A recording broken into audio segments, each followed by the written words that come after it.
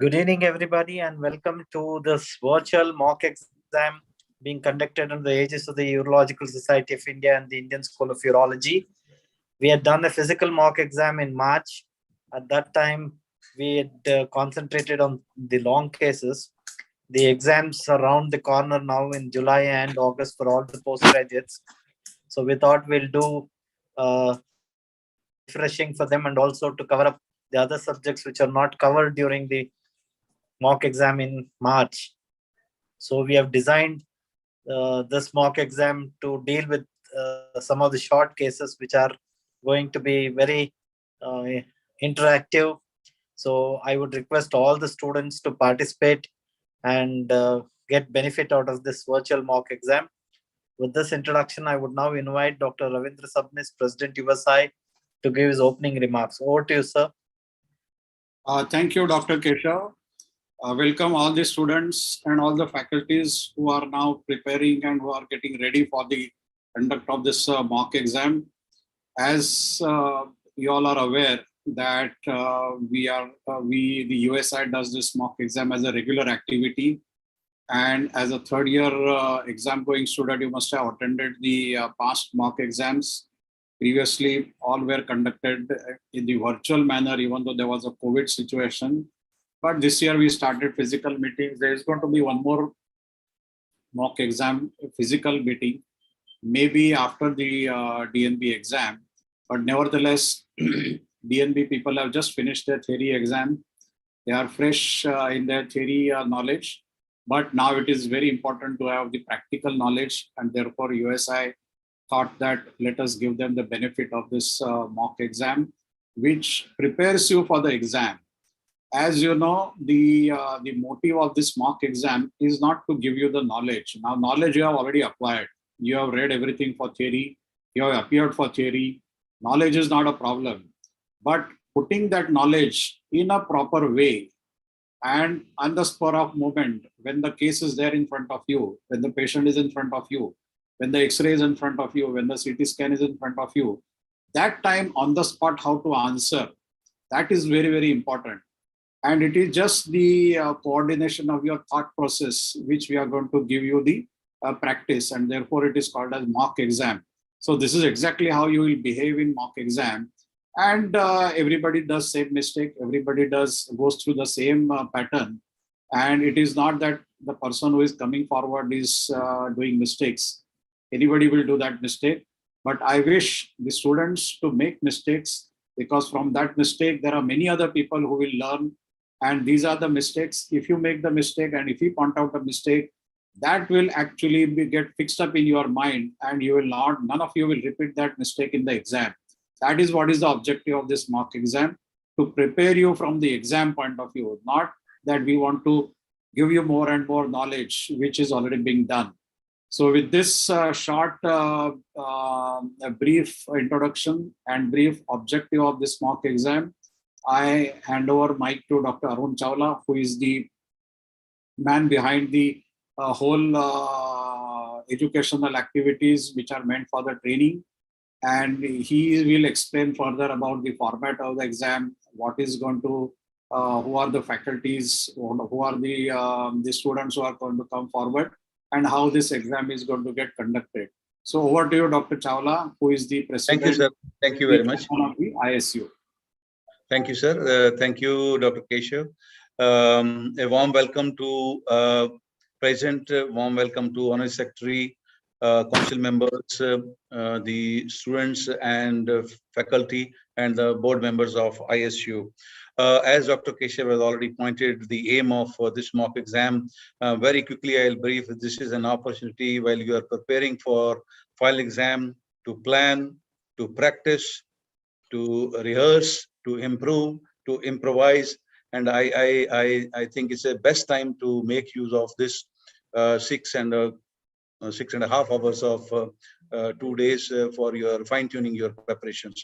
The program has been totally scripted according to your needs. We have 5 cases from oncology and 6 cases from non-oncology. Every important topic will be covered.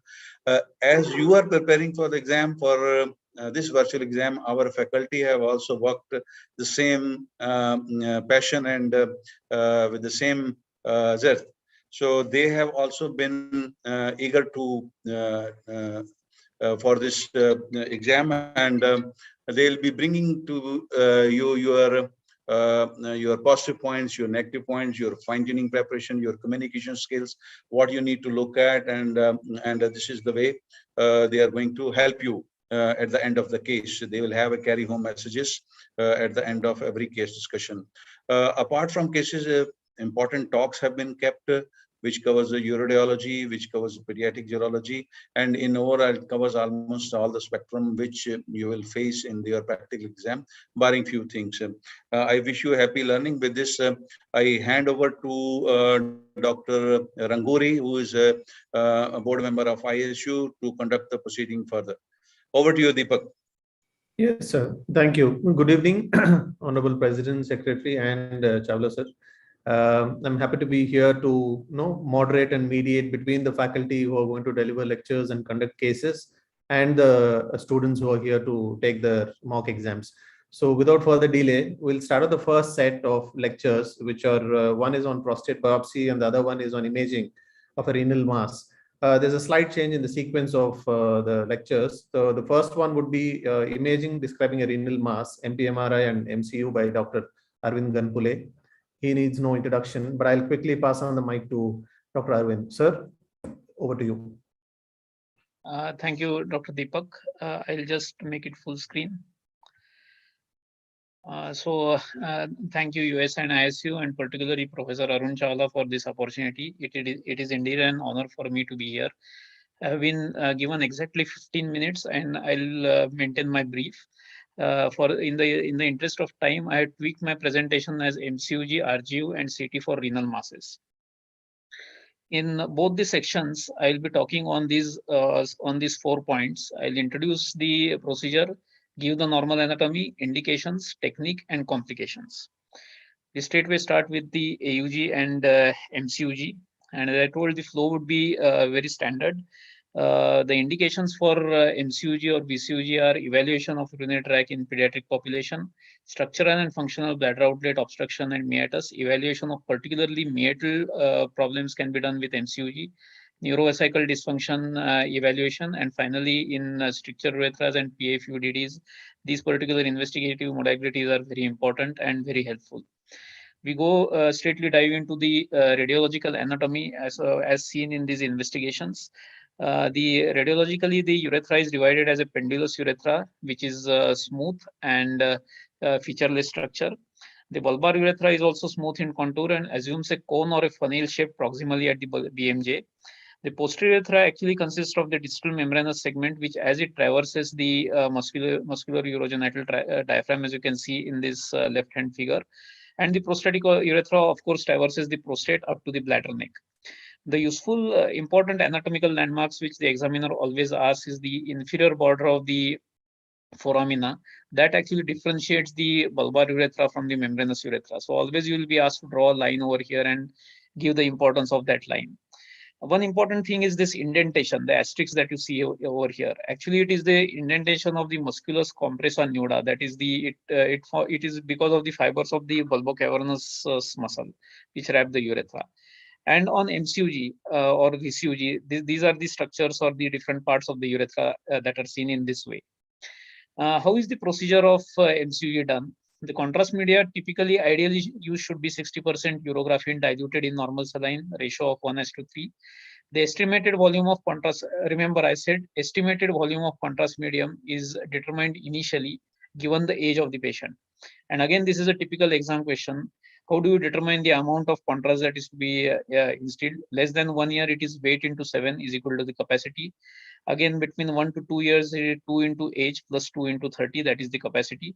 And finally, if it is more than 2 years, but a pediatric patient, it is age upon 2 plus 6 into 30, that would be the capacity. That would be the amount of contrast that you are going to instill. How do you prepare the patient? One important thing is that always ask the patient to pass urine before examination, because already if it might be semi-full, you might have fallacious results. What about position? The study is performed with the patient supine or in semi-upright position using a table capable of bringing the patient into full upright position. Very important, into full upright position. Further diving into the technique, always ask for an initial pelvic plane X-ray, obviously to see for any stones or any other pathology. Feeding tube is inserted depending on the age of the patient. Alternatively, sometimes you'll not be able to insert the feeding tube, or in pediatric age group, you'll have to make an suprapubic bladder puncture and fill up the bladder, particularly also useful in pelvic trauma. And the important thing now, the last point, the bladder is filled with contrast media and intermittent screening of the patient is done. Why this is done? Because in such instances on filling phase, we'll always check for uretroceles or VOR.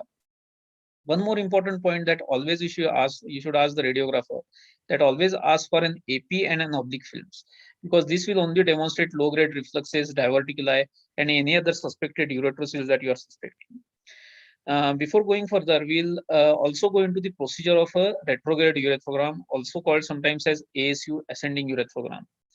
The indications are almost mimicking, actually they are complementary with each other. It is used in trauma strictures, particularly anterior-urethral strictures, inflammatory conditions, urethral neoplasms. So these are typical indications for doing an ASU or RGU. The position of the patient is, as you can see in this schematic drawing. The patient is in supine position on a fluoroscopy table and is rolled up approximately 45 degrees. An oblique view is extremely important to avoid foreshortening and overlap. I'll be showing this, what I mean by this second point, I'll be showing in the next slide. The contrast medium would be 20 to 30 ml of sodium or meglumine diatrozide. Typically, you can either use the cannulas that I'm going to show in the last slide of the last line of the slide, but even a Foley catheter can be used, which helps in distenting the fossa navicularis in adults. It is very controversial whether we want to use local anesthetics, lubricant. Some people say that actually it might cause some fallacies in interpretation. It's a personal call. One important thing, as you can see, is that I've written that contrast should be filled into the catheter before entering the urethra. Otherwise, there is a chance that air bubbles might be introduced, and this might give false positive or false negative results. The different types of clamps that can be used are Knutson's clamps, Brodney's clamp, Cunningham's clamp, Henriette's spring clamp. Most of the times, as you can see in this figure, we always use a gauze, and that gauze is used for stretching the penis and for instilling the contrast. There are a few variants of retrograde urethrophy, such as opposing uretrogram, in which injection is done via retrograde and suprapubic pathways simultaneously to assess the defect in pelvic fractures, urethral distraction defects. Choke cystourethrophy. I'm sure many of you might not have seen it. It's very uncommon, but in adults, they are made to void against resistance by pinching the penis or a clamp, and this enhances the visualization of urethra. You are suspecting something and you cannot see it. Sometimes you have to do the contrast study with the catheter in situ, and that is called as pericatheter urethrophy.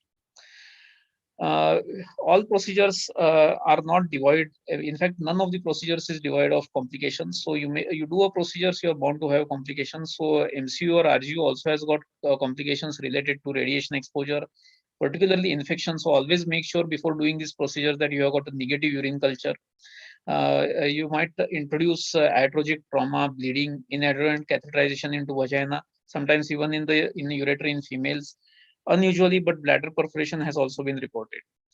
So a few fallacies, as I was saying in past slides, is that always make sure that the penis is stretched when you do an RGU, because this is what happens, that it gives an impression as if there is some filling defect overlapping. And too much pressure while injecting the contrast causes intravasation as well as extravasation, which might actually lead to bacteremia or reaction to contrast media. So finally, before we go to the next part of the presentation, this is the template that you should typically see for whenever you are doing an RGU. Always divide your in an RGU. Always divided it into an anterior-urethral reporting and a posterior-urethral reporting. Apart from that, always see for opacification, caliber distension, normal anatomical landmarks, stricture. Always see for the number, position, length of stricture, opacification. If there are any filling defects, the DDs are air bubbles, foreign bodies, blood clots. So this is a very useful template when you are going to answer in the exam. Similarly, on the right hand column, you'll see that this would be the defect. This would be the template whenever you are going to report an MCUG. You are going to report the bladder. You are going to report the shape, size of the bladder, the distensibility, filling defects in the bladder, bladder neck opening, and finally urethra and the meatus. Of course, you have to also mention the meatus and the vesiculoureteric junction, vesiculoureteric reflux. We go ahead in our, we go to the section 2, that is CT imaging. We have got exactly 7 minutes remaining. So I would try to give the important salient points that you have to see whenever you are going to image renal masses. So before we go ahead, we always hear this term wherein they say multi-detector CT. What do you mean by multi-detector CT? If you go to the CT department, you will see that there is a gantry, and inside the gantry there are multiple detectors. So the number of detectors that are inside will decide what is the FD-CT value of that particular machine. And the pitch in which the table is going to go into the gantry, that will decide the number of cuts that the machine is going to take in 1 second. So depending on that, you'll always listen to this term, that is 164 slice, 16 slice, and so on and so forth. But whenever they inject the contrast, which is approximately 1 ml per kg, always the CT goes through these 4 phases, namely the unenhanced phase, the corticomedullary phase, which lasts from 20 to 40 seconds after the contrast reaches into the aorta, the nephrographic phase, 80 to 90 seconds from that point, and the excretory phase of contrast enhancement. A very important point here is that we all urologists will never talk about the portal phase. The portal phase is also very important, particularly when one wants to see some associated pathology with the urinary tract. Now, why these different phases are important? They are important because unenhanced images of the kidney allow detection of calcification or fat, and they give us a sort of benchmark on which we are going to see the enhanced images. Contrast enhanced CT, the enhancement is considered to be significant if it is more than 15 HU. However, it is considered to be indeterminate. Most of the times, lymphomas, TCCs, they don't enhance much. So they typically have got an enhancement of between 10 to 15 HU. So this is very important to understand that what is the enhancement before giving the contrast and after giving the contrast. This is a very important concept that one has to understand, that there are basically 2 types of lesions whenever you see an renal mass. They can be either a ball type lesion or they can be a bean type lesion. So ball type lesion typically are self-limiting growths. They are early cancers, and typically they are early RCCs, angiomyoliphomas, many times oncocytomas, metastasis, or lymphomas. However, when they are bean type lesion, which we have got a tendency to describe them as infiltrating, so they can be transitional cell cancers, and some unusual things which can be seen, such as infections, infarctions, hemangiomas, and all other things. So always try, whenever you see a CT, try to differentiate them into a ball type or a bean type lesion. Ball type lesions typically deform the renal contour, producing a hump or contour bulge, and the collecting system will also be displaced. While in a bean type lesion, the renal tissue, as the scaffolding of the renal tissue is disturbed, and hence these bean type masses are invisible on unenhanced images and are best appreciated only on nephrogenic or an excretory phase. So always try to see both unenhanced, enhanced, and all the phases of the CT examination. Just to give you an example, this is a typical example of an ball image of a ball type lesion. And this is you go through this movie wherein you see that it's a left-sided mass. You see that looking at the mass, now the kidney will appear. And you see that the mass starts now. It is more of an exophytic mass, but in spite of seeing the mass, you'll realize that it's not actually a ball type lesion. It's sort of an infiltrative lesion. So that will decide as to what sort of procedure you are going to do. So if you do a partial nephrectomy in such a case, infiltrative lesion, it's not a round lesion. It's very likely that it's going to come as a perinephric fat invasion or that sort of thing. Finally, before I conclude, just to enumerate what are the points that you should note whenever you see the CT images. We'll go through this image once. I'll run through it, and then I'll come back so that you'll also understand what points I want to drive at. So obviously there is a right-sided mass, a very big mass, an infiltrative mass. But when you see that the imaging cuts start from the thorax. We are seeing what is the infiltration into the liver. Are the fat planes with the liver intact? Here will appear somewhere the adrenal, the third point. Then we try to see where is the renal vein and the renal artery. In this area, you will try to see where are the lymph nodes. You'll see the perinephric fat, as well as you will see whether the Gerota's fascia is intact. A very important point is that always see on the opposite side whether the adrenal gland is there intact. Try to see if any other lymph nodes are seen. So these are the cursory points that you have to always mention whenever you are reporting any CT in the examination. So just to enumerate, the points to be noted on in a CT for renal mass are as follows. Always mention the size in 3 dimensions, the shape of the mass, mention whether they are partially exophytic or endophytic or both, how many artery, how many vein, any unusual lie of the artery or vein, number of nodes, the template of the nodes, adrenal gland on the same side, opposite side, what is the status of the opposite kidney, vein thrombus, if there is a thrombus, the extension into the IVC, the staging into the liver or the spleen, and finally staging into the extension into the surrounding structures. So these are the 10 or 12 points that you have to always mention in the exam whenever you are seeing a renal mass. So I finally conclude with a final word. The key elements for proper interpretation of a BCUG, RGO, or a CT mass are to have a clear idea about the anatomy of the area in question. You should always be very clear as to what anatomy you want to see. If you are very clear about the normal anatomy, you will be able to interpret if anything abnormal is there. You should always have an insight in the technical nuances of the procedure. What could be the troubleshooting? What could be the problems? What are the fallacies? You should understand. And so understanding the pitfalls and advantages and indications of each will make the clinician wise and making a good clinical decision. So thank you very much. And thank you very much, Professor Chawla, for this opportunity. Thank you, sir. Thank you. That was a crisp presentation considering the kind of variation that you took up to give in 15 minutes. I'll just take a minute or two to conclude your talk with a couple of questions, sir. One of the students have asked about what is dynamic RGU? Dynamic RGU. I guess that dynamic RGU is an RGU wherein you do the RGU in real time. Fine. So no specific questions otherwise, but I thought I'll just make a couple of points in across the presentation that you have made. One is, I guess the students should be aware of the kind of contrast, all the types of contrast, including the IV, the oral, and the luminal contrast which we use. And they should be able to pick up the choice and give an alternatives when asked in the examination. So you should be very clear on what are the IV contrasts, what are the oral contrasts. Two, Dr. Ravi Mohan also has mentioned that the points to be noticed when you are reading a CT is also about the enhancement pattern on CT reading. That is another thing which you should be commenting upon.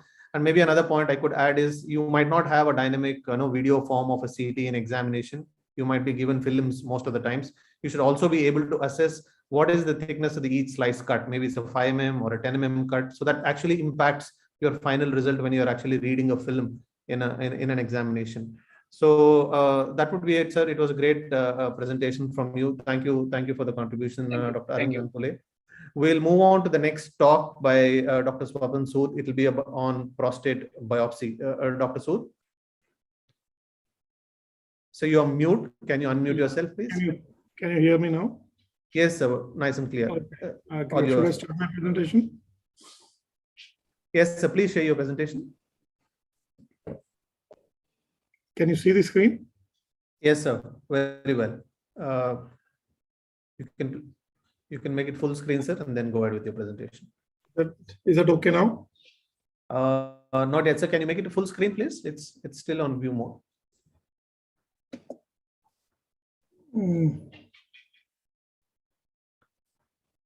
It is full screen. Okay, I think fine, it's full sir. screen. Fine, sir. Go ahead, sir. Yeah. Okay.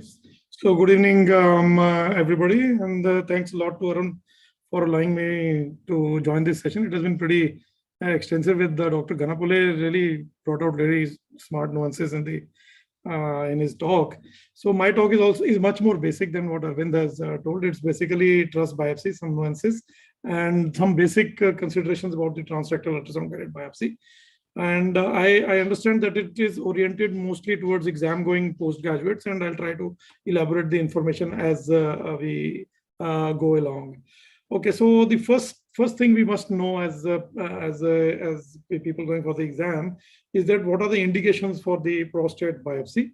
I'll be talking mostly on transrectal ultrasound guided biopsy, not on transperineal or on fusion biopsies, but just for the exam. What is the aim of the biopsy and where are the loopholes which can be there.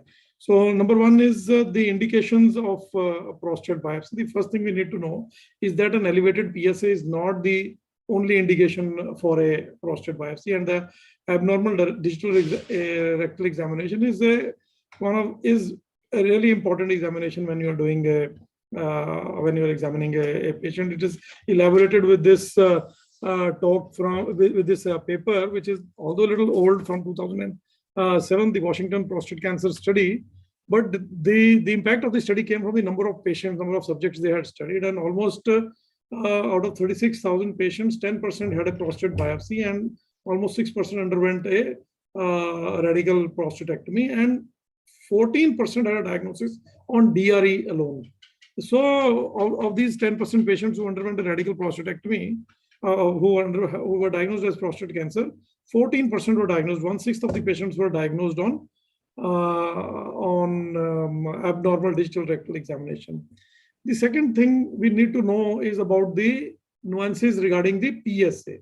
So, you know, there are a lot of opinions regarding whether PSA should be taken as an indicator for biopsy, or whether PSA should be done at all. But there are a few things which I can summarize for you. Number one is, until better markers become available, PSA can be regarded as an appropriate screening tool for prostate cancer at a population level. So also there is a caveat is attached that PSA is far from an ideal as a tumor marker, as its accuracy is low, and it leads to a high number of unnecessary prostate biopsy. For example, in patients with PSA levels between 2 and 10, only 20% to 40% will have a prostate cancer diagnosis. And there are many other tests which need to be done to individualize the risk assessment of the patient before you take the patient up for a biopsy. And the process is sort of covered under the topic of shared decision making. But there are a few things which are clear about prostate-specific antigen. Most men without prostate cancer have PSA levels under 4 nanogram ml of blood. PSA level often goes above 4, but that does not guarantee that the man has cancer. Similarly, if PSA level is below 4, it does not mean that a man doesn't have prostate cancer. So men with the PSA level between 4 and 10 have about 1 in 4 chance, 25% chance of having prostate cancer. And if the PSA is more than 10, then the chance of having prostate cancer is over 50%. So these are a few things which you must know about the interpretation of the elevated PSA. The second, another thing which is important for the exam going people is what is a multiparametric MRI and what are the conditions under which it is ordered. So regarding the multiparametric MRI, the only indication of the multiparametric MRI is to answer the question to biopsy or not to biopsy. It does not tell you more detail than that. The only idea is what is the risk of having prostate cancer and whether you can localize the disease and take appropriate biopsies from that area. Earlier on, it used to have 5 parameters. Now, currently, diffusion weighted imaging is the main parameter, except in PIRATE 3 cases where DCE also helps out a little. I suggest you go and read up on the MRI like that. Regarding the PIRATE score, which is a offshoot of the MRI examination, multiparametric examination of the prostate, then in a PIRATE 5 case, clinically significant cancer is likely to be there in almost 83% of the cases. In PIRATE 4, nearly 60% of the cases. Not so common in PIRATE 3, and it's uncommon in PIRATE 1 and PIRATE 2. And so that gives you an idea whether you should biopsy or not biopsy the prostate. The biopsy can be taken either by cognitive fusion or by real-time fusion. Real-time fusion is you have a data from the MRI which you insert into software data is inserted into the computer, and then the transrectal data is also inserted, and then the overlay actually helps you determine which exactly part of the prostate you need a biopsy from. You can also establish that by a cognitive method, which is basically you examine the MRI. For example, in this case, if I had a 2-dimensional MRI, I would know that the lesion is somewhere in the left mid zone, and I would like to biopsy from that side. So when you are taking the biopsy, why and how many cores should be taken? That is a very important that's a very important question which we'd like to examine. Just let me see what the screen is coming.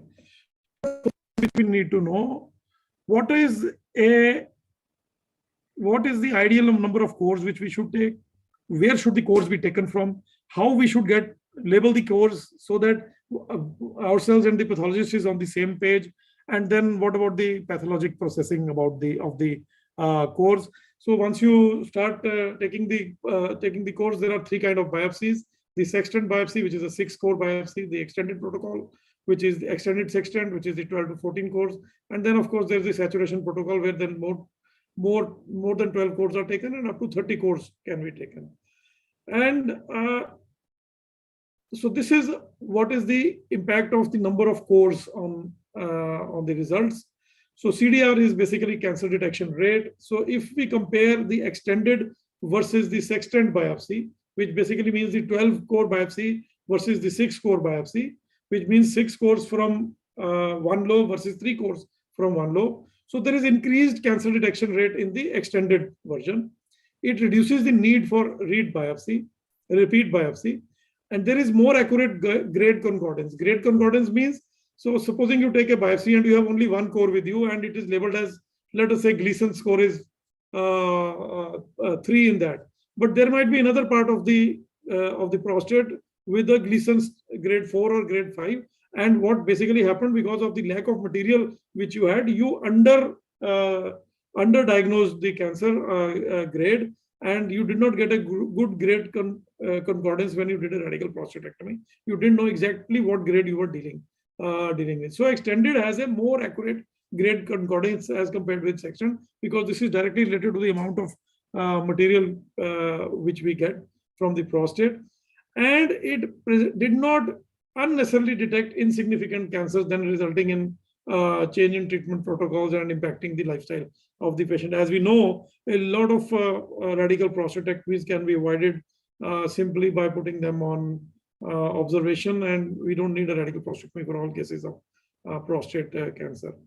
Supposing we compared the saturation type with the extended core biopsy, the CDR did not increase significantly if you increase the number of biopsies beyond 12 cores. The chances of repeat biopsy remain the same. That means the missing of the cancer remains the same. There is because the material is more, there is higher pathologic grade concordance, and there is increased detection of insignificant cancer, which actually queers the pitch in the management of these cases. Therefore, a 12-core extended protocol biopsy has the best yield to benefit ratio. So this is one of the important things which the students need to know, that a 12-core extended protocol is probably the best yield to benefit ratio, and the reasons I just examined above for you. Now, where you should sample the cores from? So there are 4 parts. You have apex sampling, the transition zone sampling, the far lateral zones, and the additional cores from the target areas as a result of MRI fusion, cognitive, or trust fusion based on the real-time fusions. So now the apex is composed entirely of the peripheral zone. Apical sampling actually increases the cancer detection rate, because we know from experience and from a lot of studies that a significant amount of cancer actually resides in the apex, and this is one of the most common cancers which is missed in the initial biopsies. It reduces the need for repeat biopsies, and it predicts apical disease on radical resection. So apex is one of the most common areas where you get residual disease during the radical prostatectomy. If you do a transition zone sampling, it does not improve the cancer detection rate. We really do not know where we are sampling from the transition zone. Usually a huge amount of a big transition zone may be present, which does not yield to an adequate sampling. It does not reduce the need for repeat biopsy, and there is no pathological concordance and insignificant and relation with insignificant cancer detections.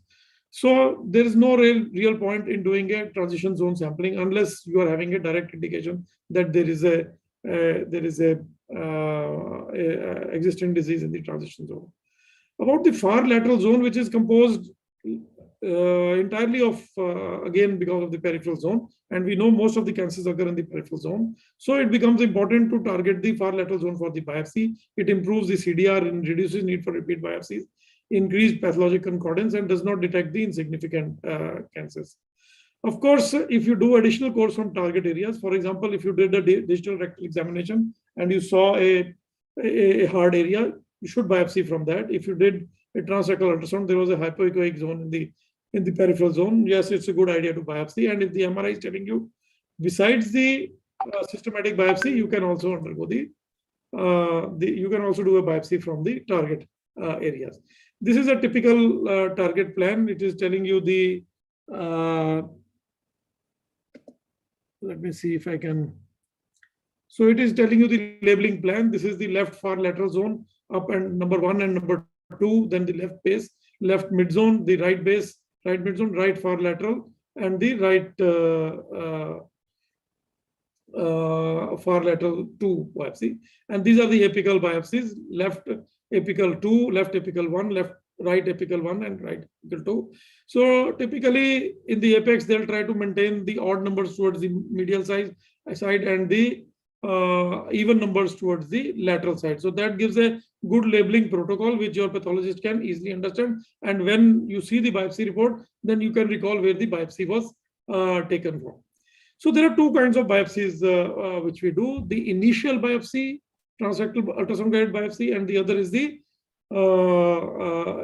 repeat biopsy. So these are 2 different biopsies, different techniques of biopsy. So when you are doing the initial biopsy sampling locations, typically you should locate the base, the mid zone, and the apex, and take separate course both from the medial and the lateral side. Please remember, whenever you are doing a biplanar or even a monoplanar biopsy, the angle of biopsy is like this. So actually you are sampling this whole zone in this biopsy, in the mid zone biopsy. So you are taken an entire cross section of the mid zone.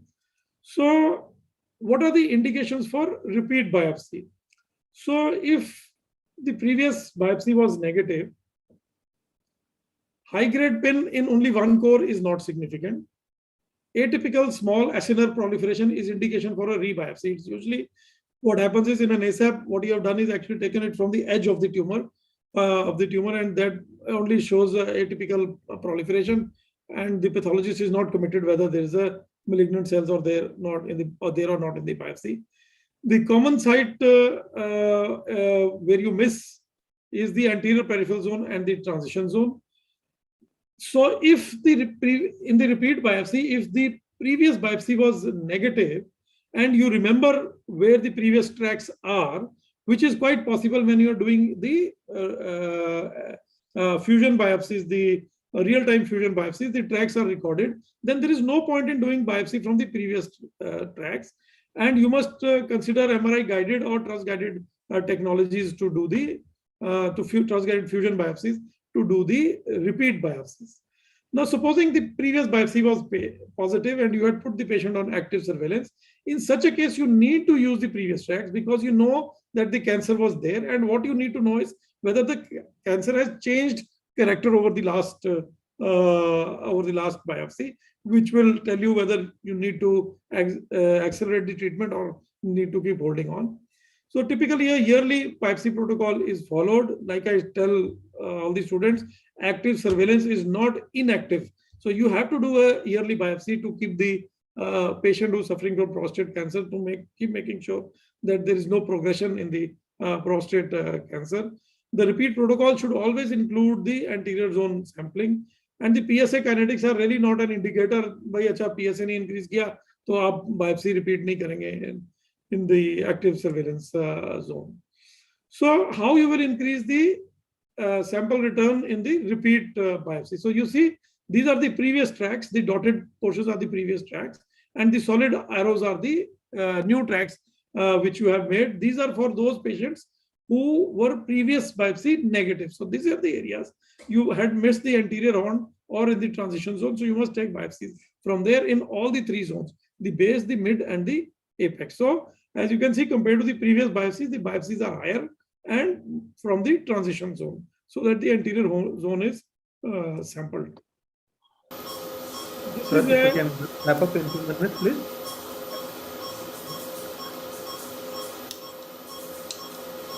This is a monopolar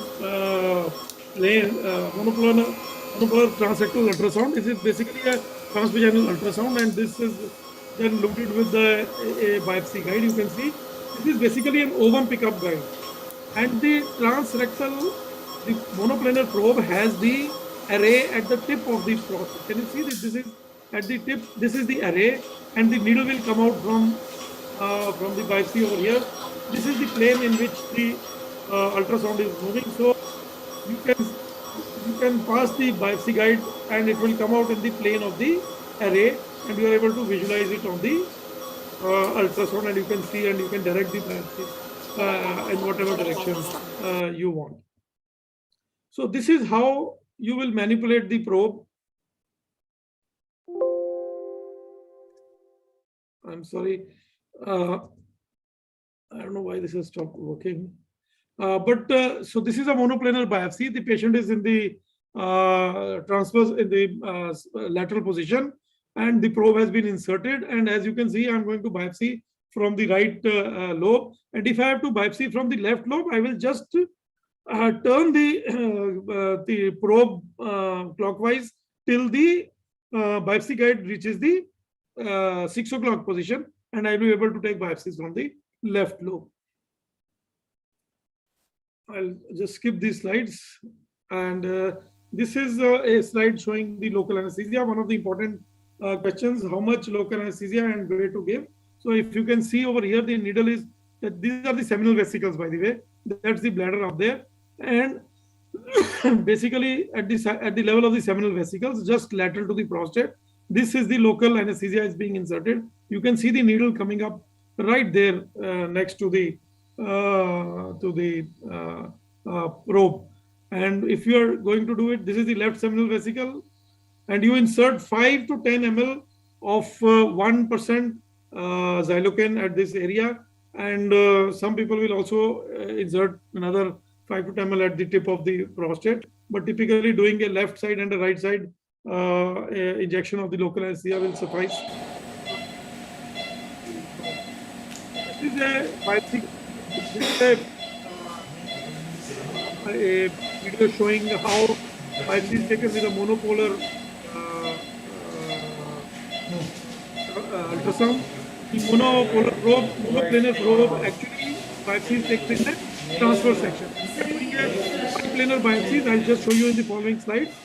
It is done in the sagittal section. So in the transverse section, we track over here, biopsy taken from the lateral part. Now we'll take one biopsy from the medial. Just move the probe a little. You can see the biopsy taken just medial to the previous biopsy. That is how you will sample the apex, the midzone, and the base of the prostate. So now this is the. Little hurry up. Okay, I'll just finish. This is the biplanar probe. So this is the direction in which the biopsy is taken in a transrectal ultrasound. It is like the feathers of a shuttlecock. If this is the apex, the direction of the needle is like this. So this is a biplanar biopsy. Now I am doing a monoplanar survey of the prostate. This is a biplanar survey of the prostate. And once I start the biopsy guide, I'll just show you the biopsy guide. We'll turn it on in a minute. And this is how we are going to insert the, can you see the biopsy guide over here? Can you see the dots? This is in the sagittal section. And this dot, this line, this biopsy guide is passing through this dot on the transverse section. So you know exactly where the needle is located and how deep it is located from here, where it is passing through and how deep. So here we are going to give the local anesthesia now. And you can see the local anesthesia just lateral to the prostate. We are inserting, you can see the needle over here.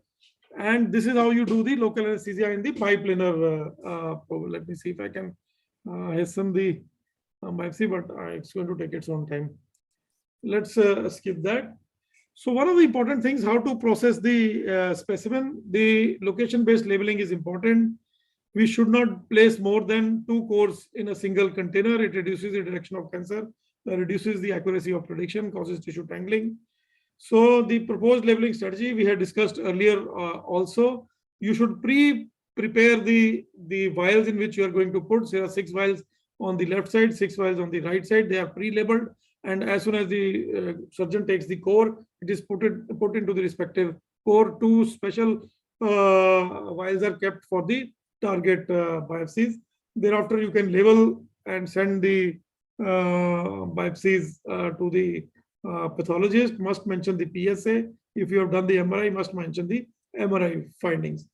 Now, the pathologist must tell you the core characteristics, which is the length of the core, positive or negative, percentage of the core involved, and overall percent of the core is positive. Gleason score should not be reported if it is less than 3. Perineural invasion needs to be reported. AG-PIN and ISEP needs to be reported. This is how a typical report is given out. And you should be able to sort of reconstruct the prostate cancer based on which of the biopsies are positive. You can now mention that the cancer is located in this part. So nothing is incomplete without the complication. No surgical procedure is incomplete without the complications. However, this is a very safe procedure. Infection sepsis is seen very rarely. Antimicrobial prophylaxis is given according to the best possible antibiotic in your antibiogram over there. So you can always quibble with the examiner on what kind of antibiotic you are going to use, but you can always say, in our antibiogram, maybe cefoperazone sulbactam is more sensitive than the other rest of the antibiotics. Bleeding occurs, hematuria is there, can be there frequently, but significant bleeding rarely occurs. Sometimes there can be retention of urine. Mortality is very, very low. So in conclusion, an optimal biopsy technique should have adequate detection of significant cancers, high accuracy of negative sampling. For example, if your biopsy is negative, you should be able to tell the patient that, well, your biopsy is negative, most likely you're not suffering from prostate cancer.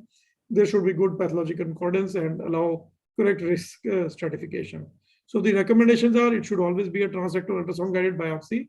It should be 12-core biopsy. It should be laterally directed biopsy. The standard pattern should be of sextant plus lateral cores, which is a 12-core biopsy. You should do a standard labeling pattern to increase the yield, and anterior zone and transition zone biopsies are to be targeted, especially in the repeat biopsies. Thank you very much for your patient listening.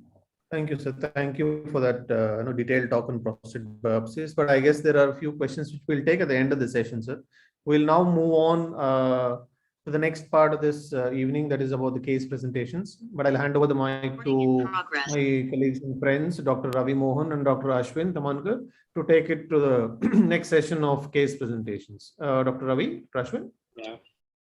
Thank you, Dr. Deepak. I welcome you all for this session with my colleague, Dr. Ashwin. So as Dr. Arun has clearly stated that each case would be about 30 minutes. And I would request all the faculty members to ensure that maximum questions are covered in those 30 minutes. And I'll request my junior colleagues, the students, that they should ensure that they answer as fast. If they don't know an answer to a question, they can actually ask it that if they don't know and move on with the next, so that we cover the maximum of it.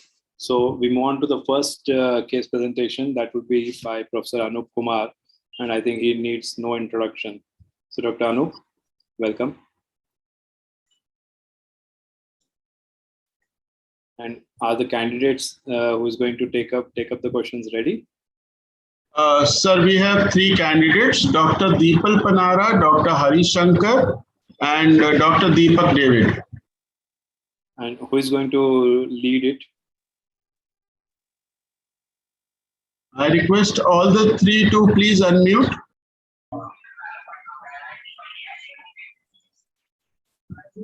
Good evening, all. Can you see my presentation? Yes. Yes, sir. So I want to thank Professor Sabnis sir, Professor Keshavmurthy, and Professor Chawla sir for giving this opportunity. So the students in place, we have 30 minutes. We try to cover as much as we can, and all the questions are welcome. So what's the name of the student? I can hear some noise in the background. I will request everybody to please mute yourself, except the person who is going to take the questions. Please mute yourself so that others are not disturbed. What's the name of the student? Dr. Deepak, you have some background noise. Oh, okay, sir. Okay, sir. I'll just move. I think there are two devices. One device can be just put to the noise can be turned off. Yes. Okay, so what's the name of the student? Can you please introduce yourself? You can start. Anybody can start. No? What is the name? Can you tell me, please? Dr. Harishankar can start, sir. Dr. Harish, are you ready? Sir, I am Dr. Harishankar, sir. You are ready? Okay. Yes, sir, I am, sir. So this I'm is a Dr. patient, Harishankar, sir, from the Institute of Medical Sciences, BHU, sir. Yeah. So this is a patient, 62-year-old male, and he's presented with the complaints of voiding LUTs for last 9 months and storage LUTs for last 9 months. So if the patient comes to you with these complaints, what other things you want to ask from this patient? Can you tell me just in brief? Sir, I would like to know this 62-year gentleman with complaints that the type of the LUTs includes voiding and storage, as you said, sir. But I would like to elaborate more on the type of the LUTs, intermittency or straining or poor flow, or the straining improves on the flow improves or straining or not, sir. I would like to know more about these lower limb tract symptoms. I would also like to know that whether he has taken any medication for these symptoms and whether it is improved or not. I would also like to know that there was any retention with this, and whether he had any about the drained volume. I would also like to know any associated history of any hematuria or any other history of fever, burning, micturition. I would like to know associated constipation or lower limb tingling sensations. I would like to know for this patient. Okay, so can you just tell me your differential diagnosis just based on what comes to your mind as a broad differential diagnosis? What are you trying to rule out? To a gentleman with LUTs, the first differential diagnosis about a BPH, sir. The second would be a CA prostate, sir. The third would be any neurogenic bladder, sir, or it could be any stricture urethra. I would like to keep it lower down the order, sir. So these are details in front of you. You can just go through it. No need to read through it. Just you can see this. But whatever different diagnosis you have told me, so there's a few lacunae in that. So I want to cover that. But first, to go through this. These are the history of present illness. You can have you seen this? Yes. These are the details, and then this is what the negative history you're talking about. So here I want to point out few things, because you kept CA prostate as one of your differential diagnosis. So you have to rule out some symptoms which are associated with the metastasis of the disease or advanced disease. Number one. Number two, these kind of symptoms can also be because of vesical calculus. A plain vesical calculus can give rise to these symptoms. So that you have to keep in your mind. Neurogenic bladder, you're right, that you kept as one of your differential diagnosis. And of course, lower tract UTI, even a plain lower tract UTI can also cause these kind of symptoms. So all these things should be your differential diagnosis, and you should ask all these negative history which I have just shown you, keeping these things in your mind. So if you keep these things in your mind, automatically these will come one by one. Okay, like history of lithuria in the past, history of any stone surgery in the past, all these will come automatically if you keep these differential diagnosis in the past. Okay, so as you said, these are the negative histories, and of course, very important is the risk history. As you said, any history of surgical intervention in the past is very important. You said patient taking any medication, that is very important, but of course, any addiction to tobacco and alcohol, because these days there is an evidence that even alcohol and smoking patients can have higher risk of cancer prostate and decreased response to the treatment. So this is one aspect, and of course, this is the other histories I just enumerated for the completion sake. But in exams, you have to be very careful that you should have a broad mind. Number one, you should have a differential diagnosis based on the priority, which is more common, which is less common. And then you ask your history, negative and positive history pertaining to that. If you keep like that, then of course your all questions will be to the point, right? So now let's go forward based on this, whatever you have told. And so differential diagnosis, again, as we were discussing, so these are the differential diagnoses which comes to the mind on based off this. So this is the summary which I have told. BP LUTs, CA prostate, rectal stone, neurogenic bladder. Now a word about GUTB. Do you think these patients can have GUTB also, because he has got voiding LUTs and the storage LUTs? Sir, it could. Sir, it could be, but I would like to keep it lower down the order for this age group, sir. Yeah, so you're right. So why I ask this question, because sometimes examiner asks you to confuse you. You should know the pros and cons. So what are the cons against UTB? Age. Of course, the patient is an elderly one. Then other negative history you have to ask. What are those negative history which will contribute against tuberculosis? There is no past history of pulmonary TB. Yeah, so one is history of tuberculosis, pulmonary history of contact with tuberculosis, any evening rise, all any prior history of oral intake for ATT. All these things you just take in as one go, and you can say, okay, this cannot be very unlikely to be GUTB. But some patients we have seen that yes, in this patient case group they can be, but you're right, it should be lower down and should not be our top of the priority of the different diagnosis, right? So now we go forward because this is the history you're going to take. Now, when you going for examination, based on this differential diagnosis, you should ask for the local examination, GPE, and the systemic examination. So, what specifically you are looking for in this patient? Can you tell?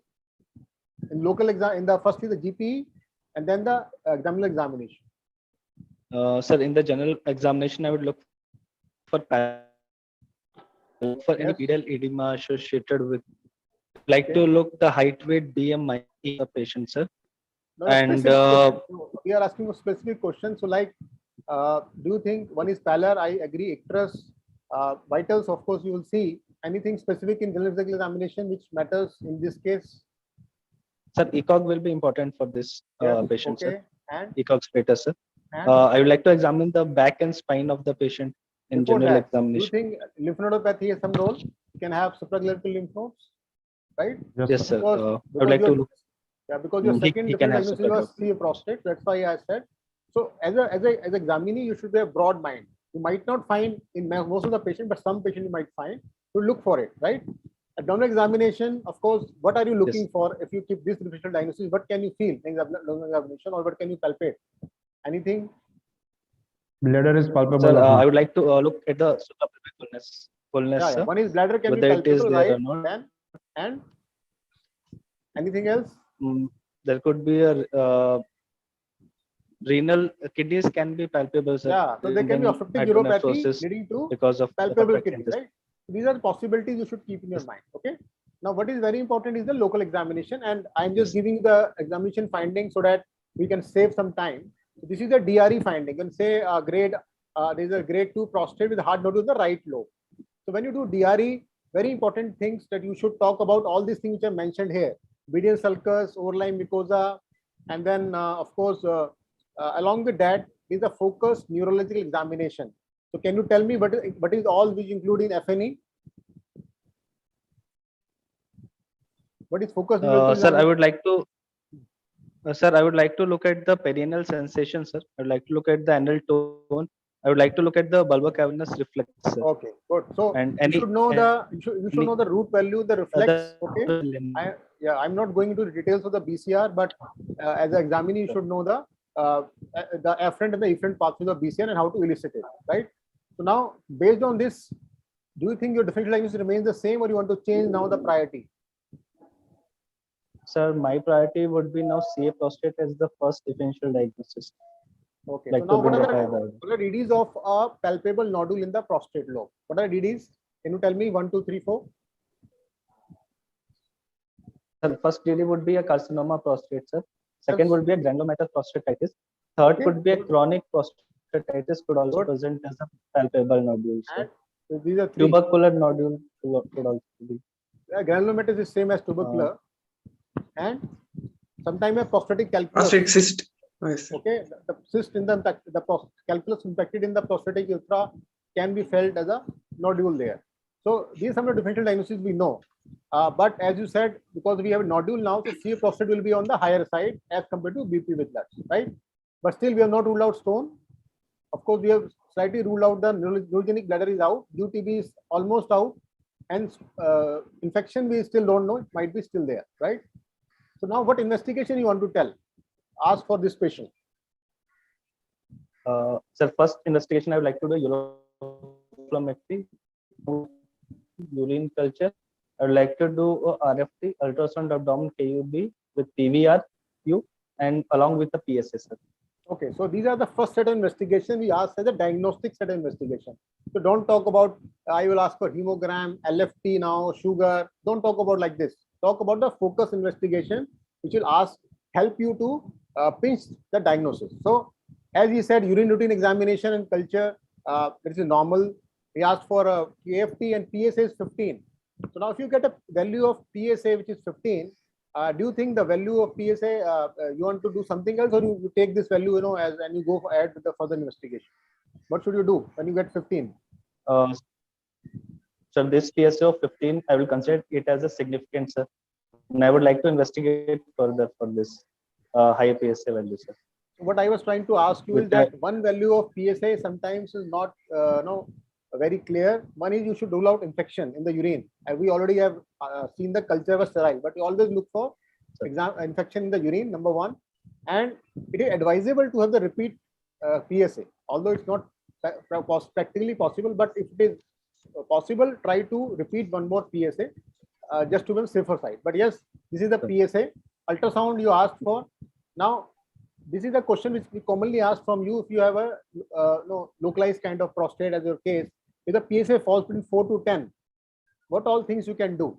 So I can just summarize because I want to cut short the discussion and we can take on important question later on. So one is the role of free to total PSA is very important. Okay. So if the ratio is less than 10%, it goes in favor of CA prostate, and if 25% plus, it is more in the benign. So this is one. And of course, the second is the multi-parametric MRI, which I'm going to ask you a few questions.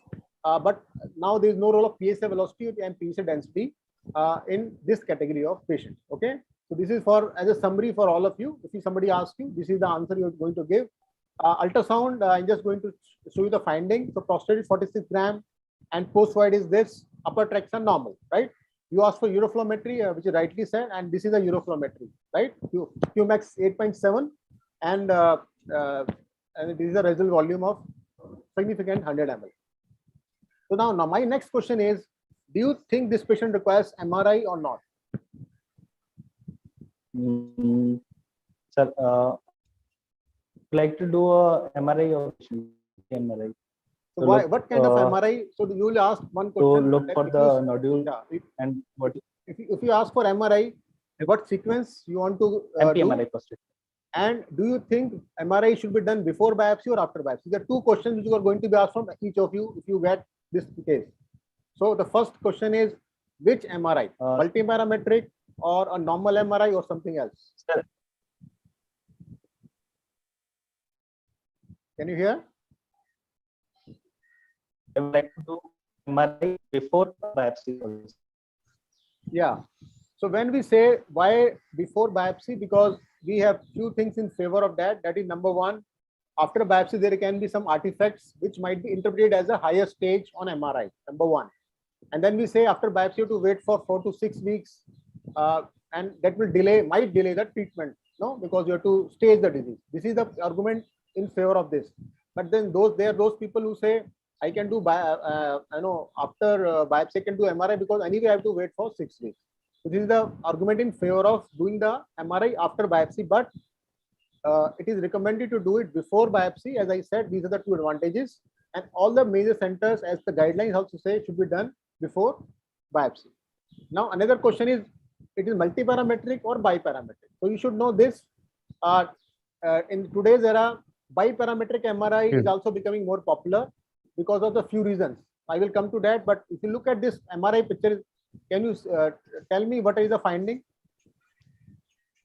So all of you should know at least to read T2, T1, T2 weighted image, and they will give you 1 or 2 picture of ADC also. If you can make out, I have already pointed out here, it's a hypointense lesion, right? So this lesion is there on the right side, and this lesion is the main abnormality in this MRI. And this is the diffusion contrast imaging. So when I was talking about biparametric versus paraparametric MRI, you should know these two important difference. that we use only T2-weighted image and the DWI. Other sequences are ruled out. What is the advantage? We get only 4 kind of categories, and we save the cost. And most of the centers don't have 3 Tesla MRI, and it can be done on 1.5 Tesla MRI, and no need of gadolinium contrast. So these are 3 advantages of doing the biparametric MRI, and you get exactly same sensitivity and specificity as compared to multiparametric. So this all you should know if somebody asks you if you can avoid doing multiparametric MRI. Now this is the final report, and of course you should know involvement of neurovascular bundles and seminal vesicles involvement and lymph nodes. These are the additional information you get in MRI, right? So you see this report, all other are negative, and there is a lesion on the right mid peripheral zone. So now we'll go for the biopsy, and Dr. Sapan Sood has given you a very nice picture how to do the biopsy, and this is the biopsy report. So now you should know that now is IUCP grade group grading classification. All of you should know that what is that group classification. I'm not going to details of that. And in biopsy, you should look for all these important things: group grade, number of cores positive, percentage of each core involvement, and lymphodvascular invasion and PNI, right? These are the things you should look for in all the biopsy, and of course the pathology.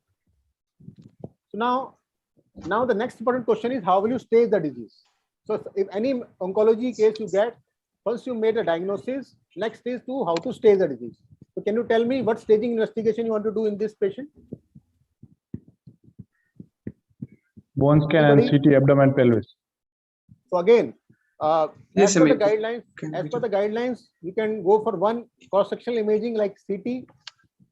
You're already in the MRI multiparametric, so of course you can go to CT whole abdomen and bone scan. Now it is very commonly asked, can you go for PSMA PET scan? Because guidelines do not recommend. So your answer is guidelines do not recommend. So I won't do it. But if it is available in the institute, patient can pay for it only in the high risk localized cancer or a locally advanced prostate cancer. These are the 2 scenarios you can go for the PSMA PET scan as a diagnostic investigation. Yes, otherwise it is used only as a follow-up investigation, right? So this is the PSMA. So in this patient we did the bone scan, negative, and all other imaging to rule out lung metastasis, chest X-rays more than enough, and of course LFT and alkaline phosphatase. So this is and calcium. So this is the nutshell of your metastatic workup. All of you should be aware of this, and this should be on your tips, right? So now it is a high risk localized CA prostate, right? Clinical T2A angio M0. Now very important question. If you reach up to this level in your exam, already 50% you have passed. Now the next question examiner will ask you, what are treatment options? So can you tell me treatment options for this patient? Anybody? Radical prostatectomy, sir. And then external beam radiotherapy. Yeah. Okay. Anything else? Sir, depending on risk factors, can consider if it is very survival rate is very less than 5 years survival, patient can be considered for ADT also, sir. So again, for high risk localized CA prostate, there is no role of ADT. Just wanted to make it clear. That's why I asked you this question. No role of ADT in this patient. No role of other not in this patient, sir.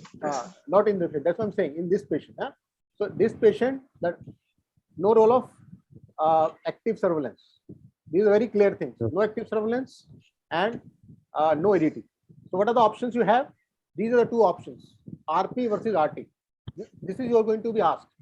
How do you counsel a patient which is better and why? Anybody can tell me? Patient has mainly lower genetic symptoms. So if we do radical prostatectomy, he will improve more compared to radical radiotherapy. Because after radical radiotherapy, his LUTs will be increased. That is number 1. Good. Number 1. Number 2. And for the staging, radical prostatectomy will be better. So after pathological staging, we can give additional therapy if required. Number 3. Biochemical recurrence is earlier detector and easier than the post RT. So you achieve a PSA NAD. Number 3. Number 4. You're almost there. So number 4 is if you have a biochemical recurrence and in the recurrence of the tumor, salvage after radiation therapy is a mess. Yes. But here, even if it recurs, you can manage with a localized radiation and ADT. Yes. Right. So the functional outcomes next question is, next point is, the functional outcomes is better with the involvement of robotic approach now. So although there are some papers which say they are same, but most of the guidelines as per the EU also, they say the functional outcomes are better if you do surgery first, right? Yes. And oncological outcomes are similar. This is how you are going to counsel the patient. Okay. Okay. Now the next question is, what kind of lymph node dissection you will do in this patient? What will the template? Up So- to bifurcation of the common iliac artery, because No. So this you patient. tell me the name of the template. No? Then we'll ask for a description. What template you want to use? Like it is. So what? How many kind of lymphodectomy do you know? One is the limited, one is standard, one is extended, one is super extended. Okay.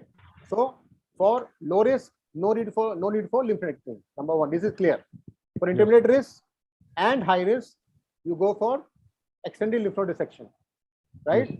Super extended is done only in limited centers, but there is no advantage on as per the oncological outcomes are concerned.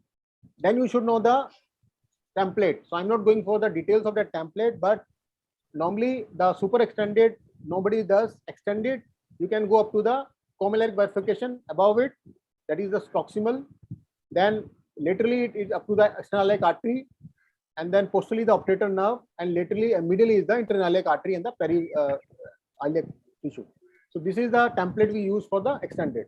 So either you do no lymph node dissection or you do extended lymph node dissection, just like a CA bladder. This is for just a summary, right? So now Yes. patient underwent, finally you are going to the conclusion of this case. The patient underwent a radical prostatectomy, the robotic approach with the bilateral extended pelvic leandi, right? And this is the histopathology. As you said, rightly said, that there can be upstaging and upgrading. In how many % of patient? They can be upstage or downgrade up to 30 to 40. Yes, up to 20-30% patient you can upstaging or downstaging, right? So this is the advantage of doing the surgery first. And now I think suppose you get this kind of picture. The margins are positive and all these are negative.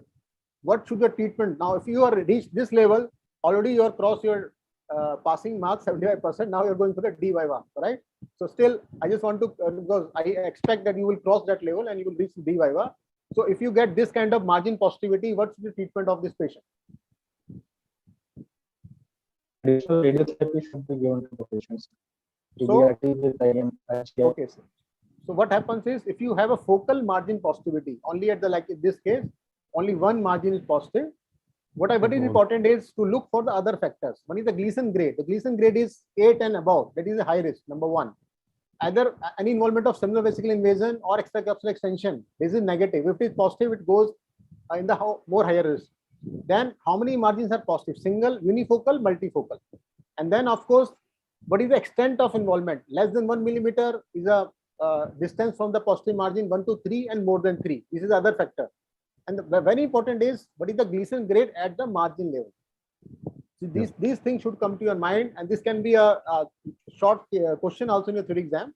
So these are the factors you should consider. If you have a unifocal like this, very small, all of them are negative, this patient, you can observe.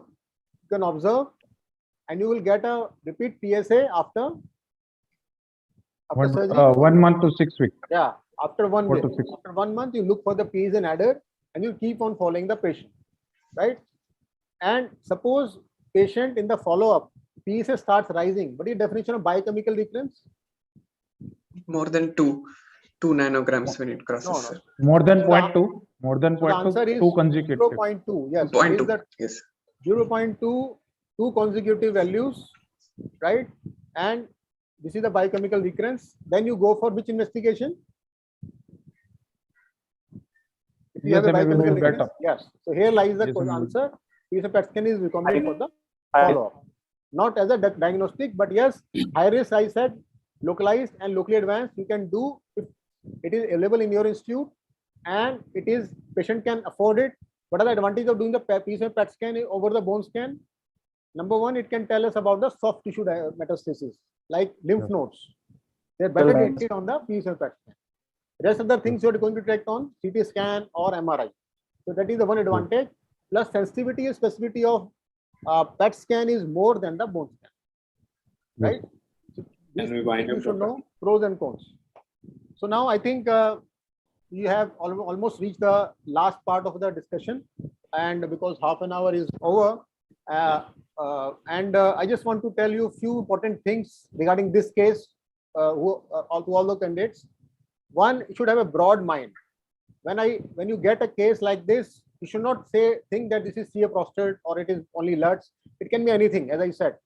This could have turned out to be only a vesicle stone, I can tell you. So in exam, it can happen like that. So have an open mind, number one. Make a differential diagnosis based on the common thing first and then the less common in the second, right?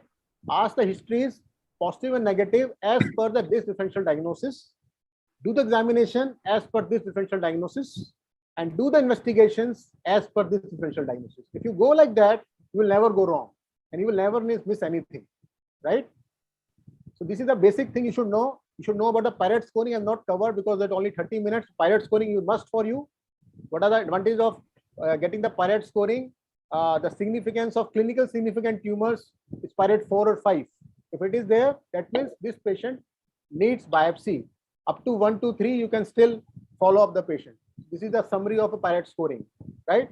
So these some things which is must know for you. Okay. So I think I just given you a summary of, it is a very vast topic, cannot be covered in 30 minutes, but I just tried to give you a glimpse what can be asked, what questions can be asked, at what level, and you should be ready for all these questions, right?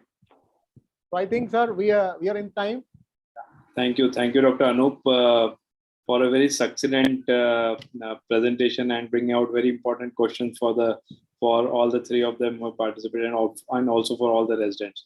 One more to add on to what Dr. Anup mentioned, I just wanted to add one more thing, that whenever you're asked, what would you do for the patient, never give one answer that I'll do this. Always say that I'm going to discuss the options with the patient. So that's the safest way to go. And then when you come on to discuss the options, you'll be having a better edge as to how the examiner wants to lead you to, because the examiner might be inclined towards a radiotherapy or surgery. You don't know. So it's better to lead him to what you want to.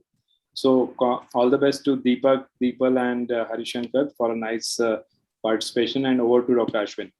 Thank you, Dr. Anup. Thank you, sir. So we will move on to the second case presentation. It gives me pleasure to introduce our examiner, Dr. Rajesh Tiwari, sir. He's a professor and head of the department of IGIMS Patna. Over to you, sir. Navneet ji, if you can introduce the trainees or the examinees. There are three participants, Dr. Ketan Kapoor, Dr. Bhanu Kaushik, and Dr. Deepak Garg. Okay. Good evening to all the faculties and the students participating in this mock exam.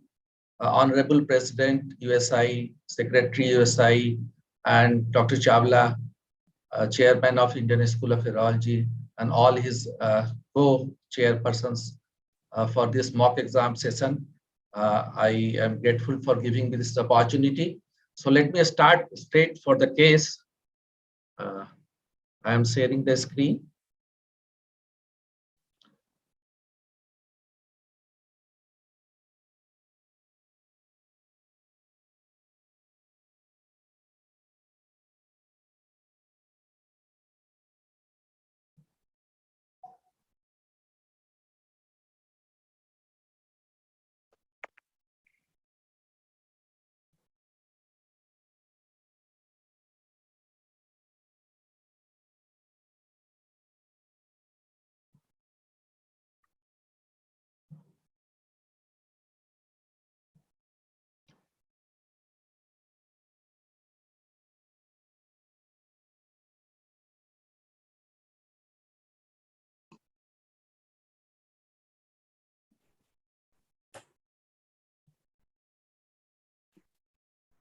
Is my presentation visible? No, sir. No, sir. You have to share the screen.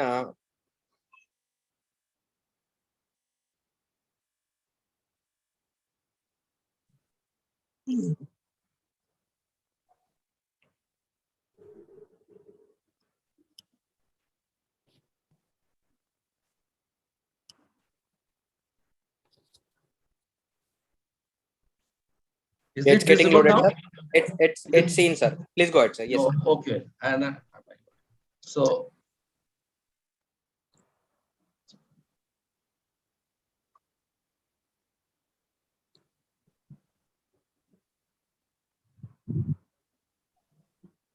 So the case is to Dr.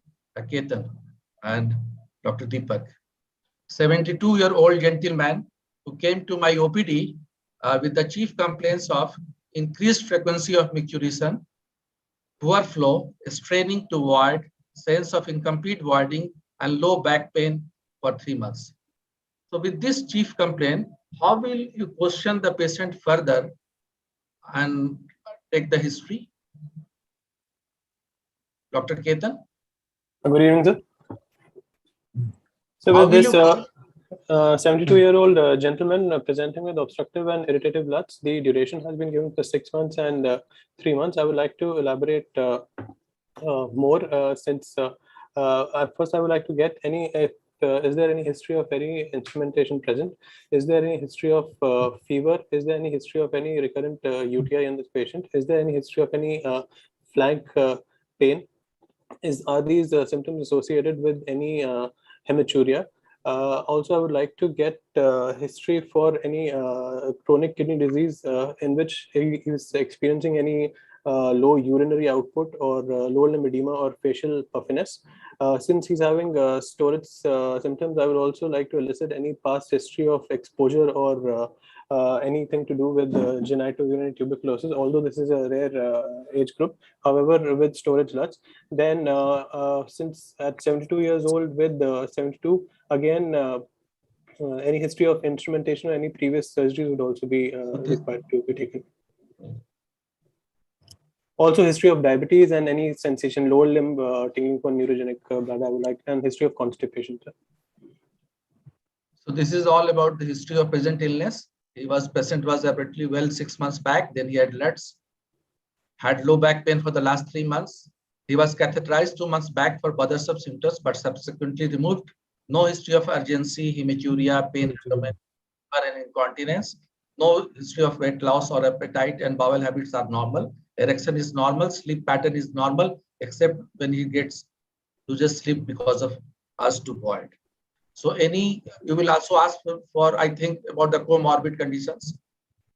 Yes, I would like to know about any history of diabetes, any history of any cardiovascular disease or any CNS disease, any history of any stroke or history of any neurological. There is no history of diabetes, hypertension, tuberculosis, trauma to back and pelvis.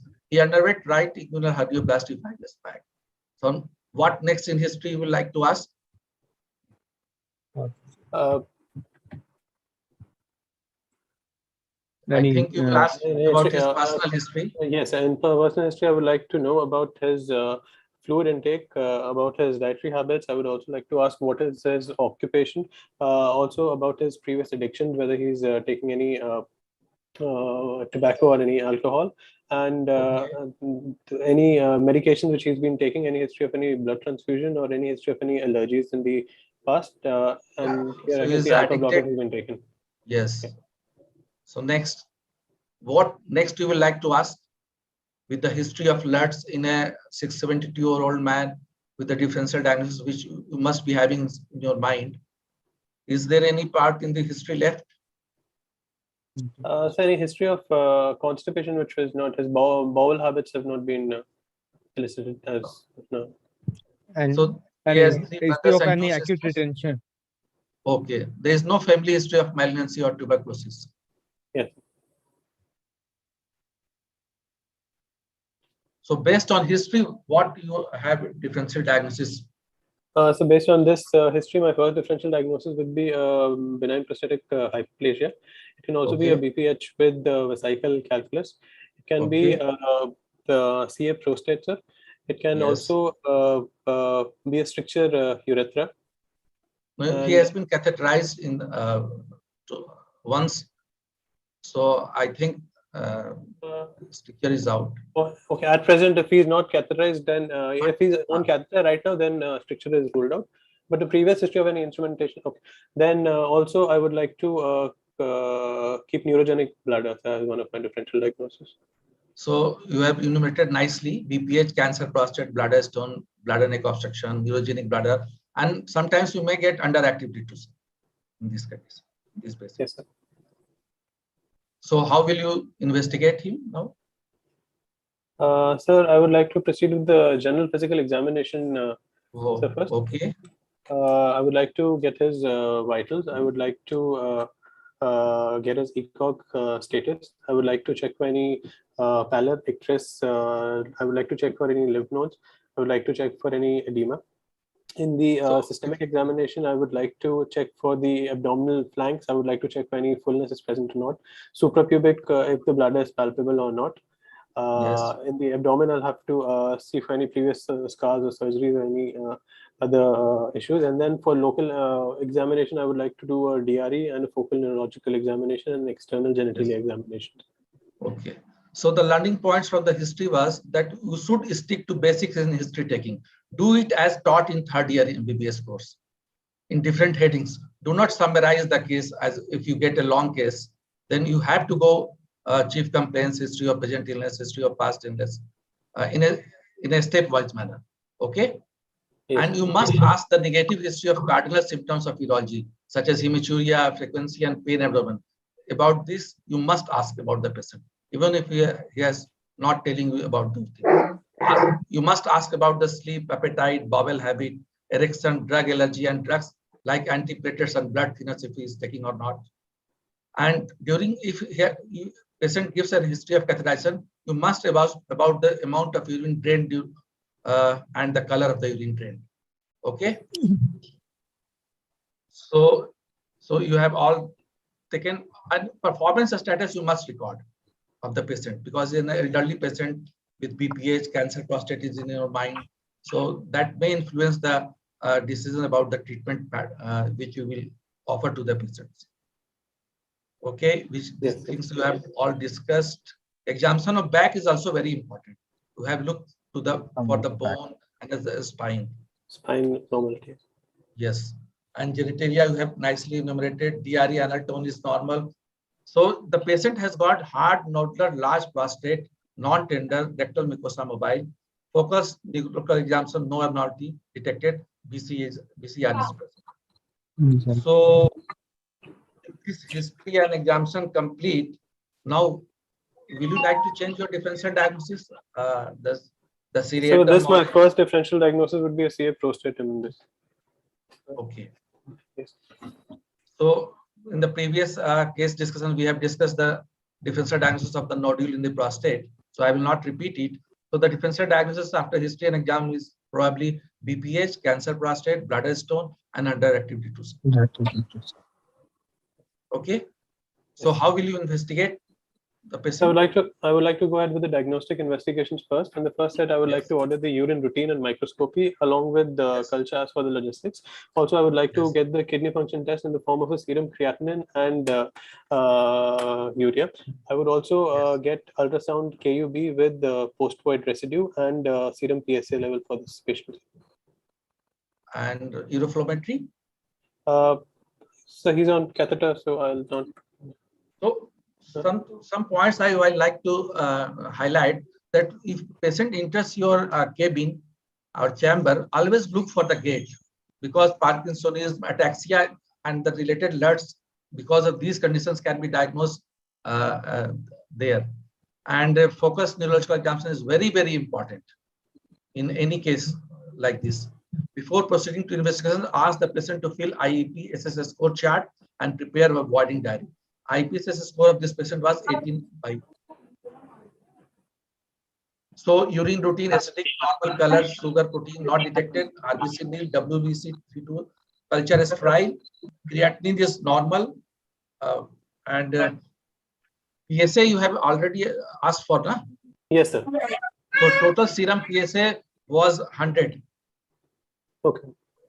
So, and this is the ultrasound. Hepatobiliary is normal, no ascites. Both kidneys normal size, ecotexture, bladder thickened, wall thickened, pre-void 250, post-void 120, prostate 70 cc size. And this is the ultrasound picture. And this is the uroflowmetry. Voided volume 220, 6 ml, 3 ml, and flow time is 50 seconds. And this is the obstructed curve. Okay. Yes, sir. So will you like to repeat the PSA? This question was discussed in the previous discussion also. Or you will accept this PSA and treatment? No, sir. With the age and the hard nodular prostate, I would like to accept this single value. Okay, thank you. Nice. So there is no point is repeating it because it's 100, culture is dry. When you repeat it, in what situation you will try to repeat it? So if the PSA was done when the patient was having an episode of acute urinary retention, if the culture is positive for any bacteria, then in those cases I would like to repeat it. Yes, any history of instrumentation, Any or instrumentation if it is mildly raised. If it is 5, 6, 7, then you may try to repeat it and can go for further tests. Okay. Such as pre-out total PSA or PSA density. But in this situation where it is 100 cultures dry, no history of UTI or instrumentation, I do not think it needs to be. And nodular prostate is there as well. So in any case, we are going to do the biopsy. Yes. So next, what will be your plan for this case? So next, I would like to get the viral markers and the coagulation profile, and then I would like to proceed with the 12-core standard transrectal ultrasound guided biopsies. Will you like to do MRI or MPMRI in this case or not? Not MPMRI at this stage, sir, because the PS is more than 100, very high likely that the disease is already metastatic. I would like to get a tissue diagnosis and then I would go for the metastatic staging. Okay. So, Dr. Deepak, do you agree with Dr. Ketan? No, you are not audible. Please unmute. Yes. Now Yes, sir. Yes, sir. I am audible, sir. Yes, you are audible. Yes, sir. Okay, sir. I am. Agree with Yes, sir. I am totally agree with the Dr. Ketan, sir. And Dr. Kaushik? Yes, sir. Okay. But here in our institute, because one student was doing thesis, so MPMRI was done. Prostate enlarged in size, 75 size, prostate contour maintained, outer prostatic capsule was preserved. On T2, hypointense signal on left peripheral zone. On DWI, hyperintense signal, and on DC, there is enhancement of left peripheral zone. Both seminal vesicles normal, no pelvic lymph node or inguinal periprostatic variance plexus normal, and visualized sacral bone and fever and pelvic bones were normal. So impression was neoplastic changes in the peripheral zone, left side with infiltration to central zone, in left side pyrites score 5. So these are the pictures on the left side. Here it is the hypointense on T2. Here diffusion weighted.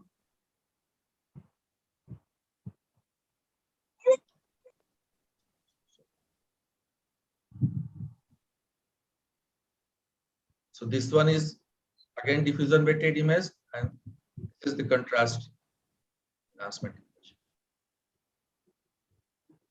So you will go for trust guided biopsy. Okay. Yes. So the report of the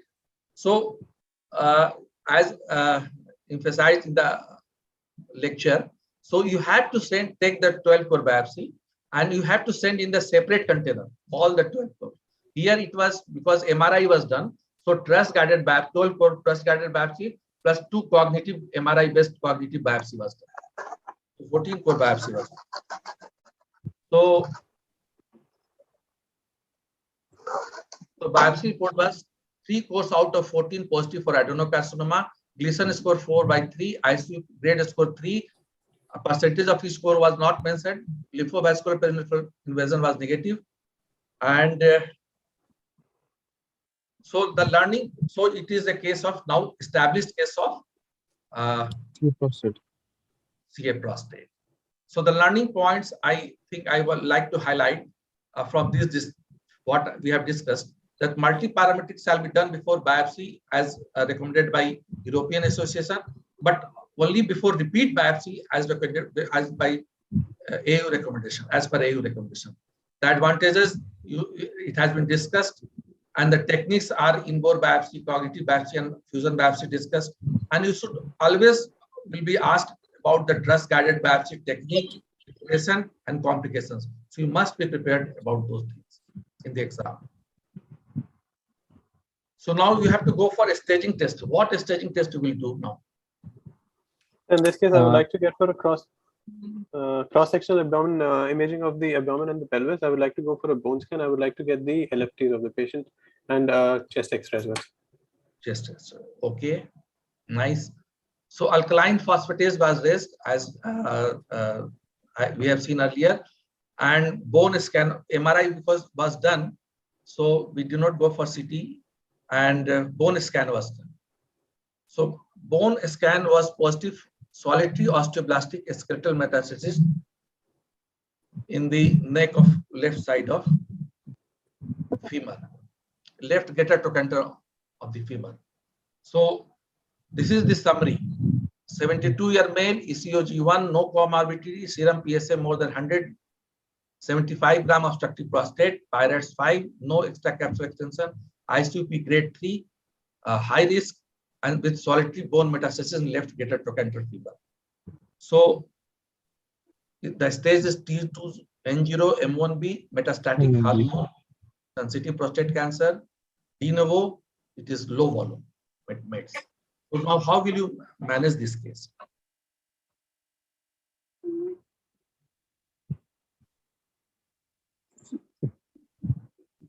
ADT and radiotherapy. Radiotherapy to the prostate. Radiotherapy to the prostate. Why not only ADT?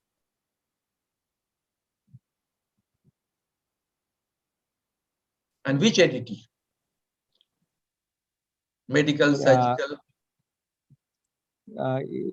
It has to be discussed with the patient and their bystanders. Dr. Tiwari, can I just ask one question to Dr. Ketan? Okay. I'm Dr. Sabnis here. Okay, sir. Good evening. Dr. Ketan, why you said that you want to do radiotherapy to the prostate? No, sir, I've not told the other candidate has told. Sorry. So who said radiotherapy to prostate?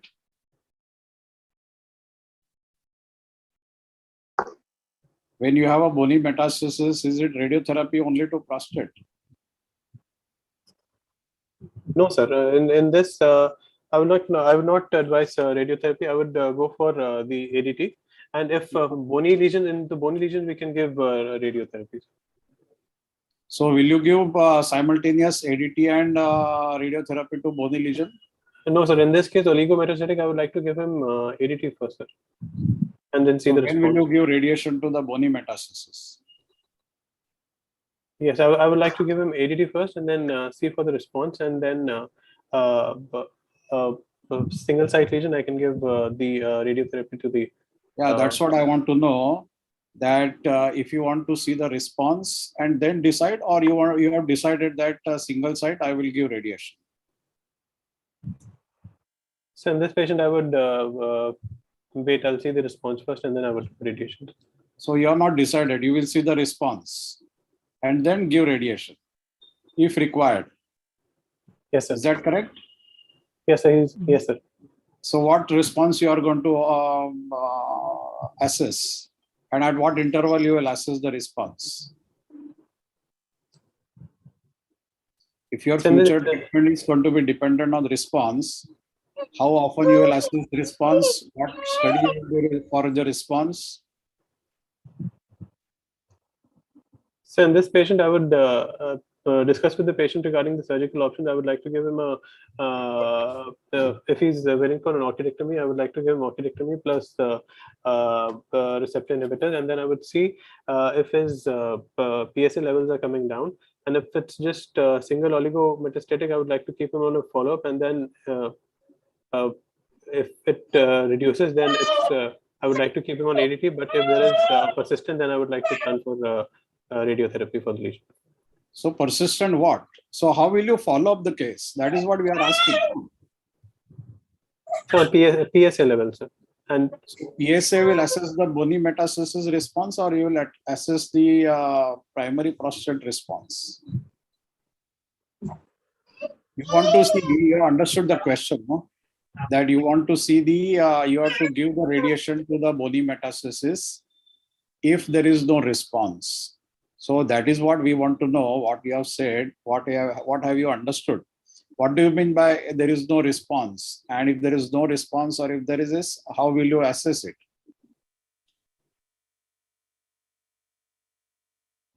I'm not getting the question, sir. So anyway, I think Dr. Ravi is saying that time is up. But I will just take 1 minute. In the exam, when you are answering any question, your answer should be very clear. Your answer should be very specific.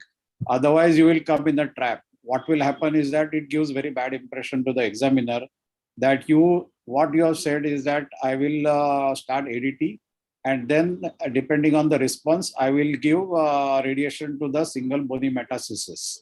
That was your answer. Now, my question was that how will you assess the response to decide whether radiation is to be given or not? So that you are not clear. So you have to be very clear in your mind. You have to be very clear in your thought. Otherwise, you commit something, and then if you don't give answer, it gives bad impression. So that is only point which I wanted to emphasize. Dr. Rajesh, you continue. So ADT you can give medical or surgical. This was initially a standard of care. But now with some studies have been done, charted trials, latitude trials, stampede trials. So you must know about all those trials. So you have to discuss with the patient because the oligometastatic disease is there. So you can start with ADT, or you can convince the patient because what are the advantages of abiraterone or docetaxel, because it is an elderly man. So my choice will be in this case be ADT alone or ADT plus abiraterone along with prednisolone.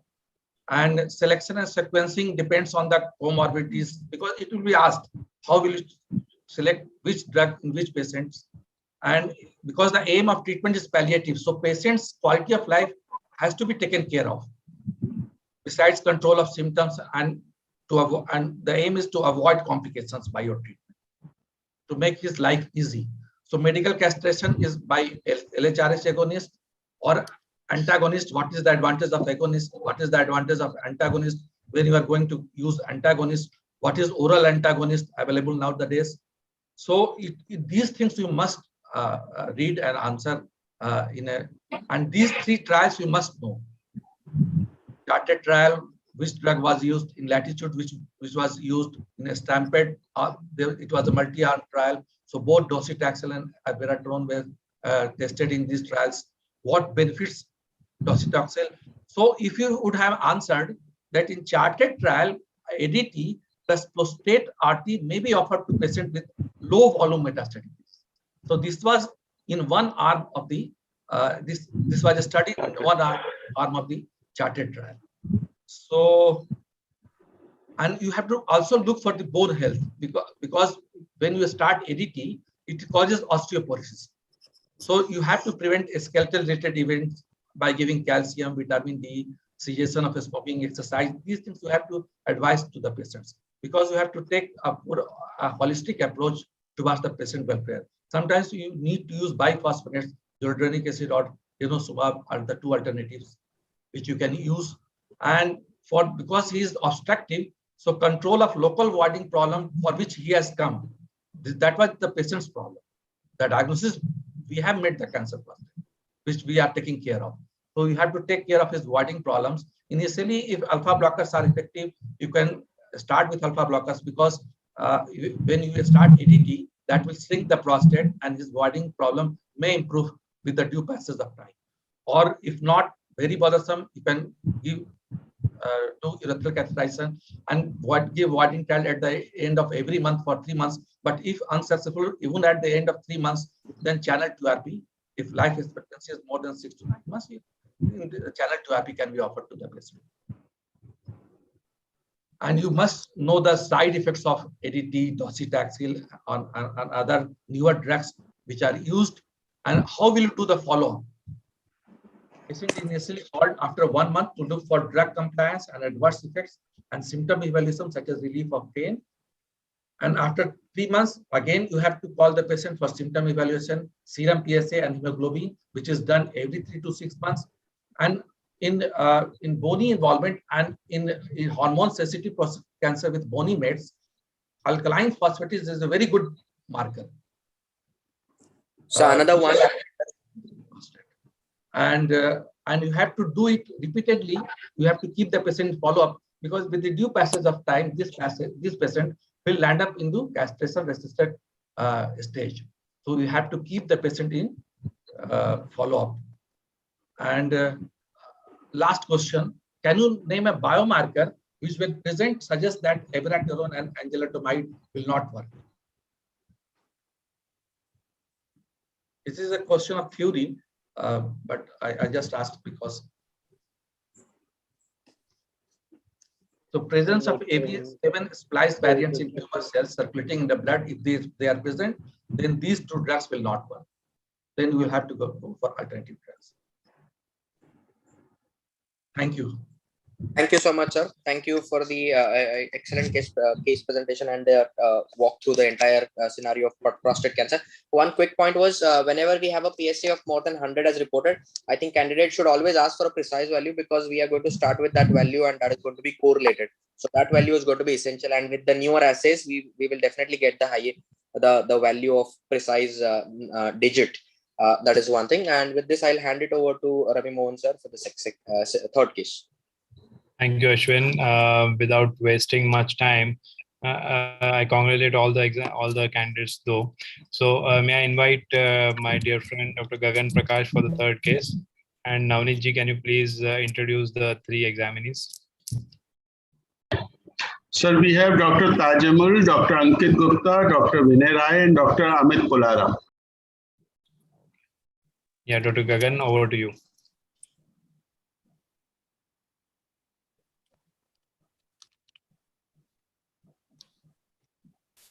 Hi, Gagan, you have to unmute yourself.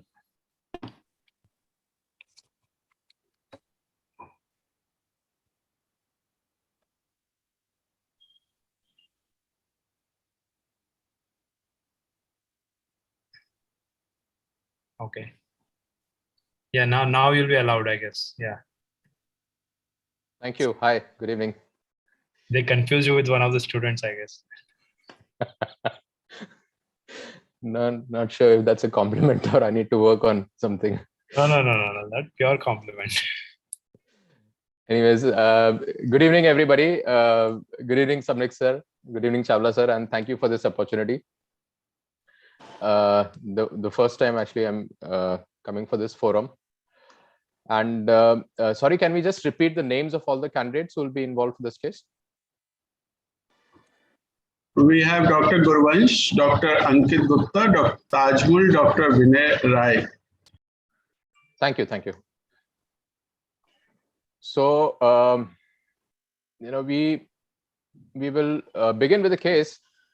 Now, in hindsight, if I see, more than a decade back when I had given an exam, and then how I see things from now, I think as an examiner, we want that once you're out of your curriculum, you should be a responsible urologist.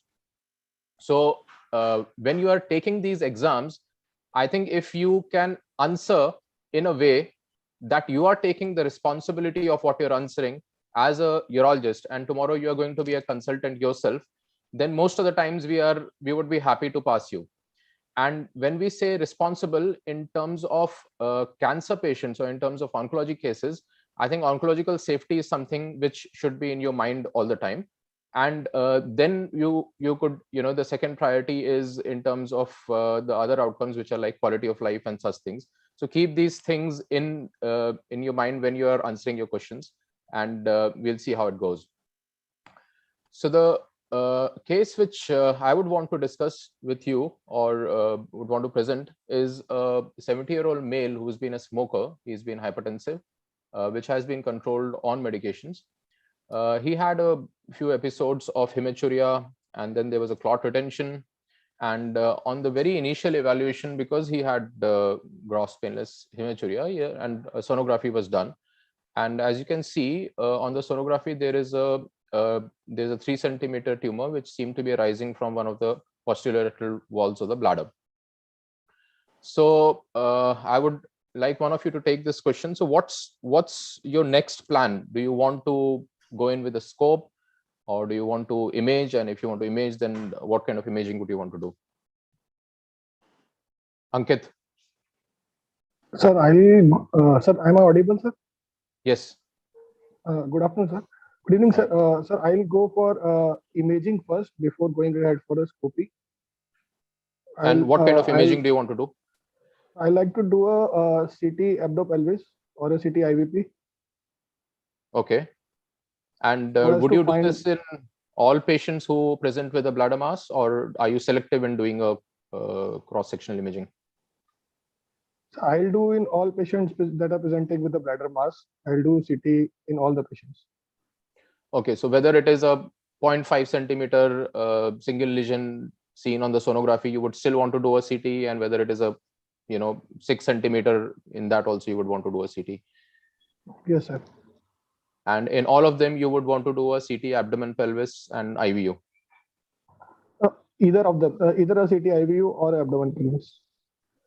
Okay. Vinay, would you want to answer this differently, or you would also want to do a CT scan? I would like to differ, sir. I would like to do a CT in those cases which are present in the trigonal area, or which are more than 3 centimeter in size, because the chances of them having a metastasis or having a lymph node positivity increases. Okay. And those tumors which are near to ureteric orifices, I would like to do a CT. Oh, right. So essentially keep in mind that we are doing the CT with the intention of trying to know that is this by any chance a muscle invasive bladder cancer? And the chances of this happening would be more depending on the size of the tumor and depending the multi-centricity of the tumor and such things. Now, for this particular patient, is there anything specific, or is there something additional in your mind where you would want to really look at the upper tracts? I mean, so size definitely is one of the things. He's got a solitary tumor, it's solid, but is there anything else that why you would want to see at the upper tracts in this patient? Position of the tumor, sir. It is more towards the right.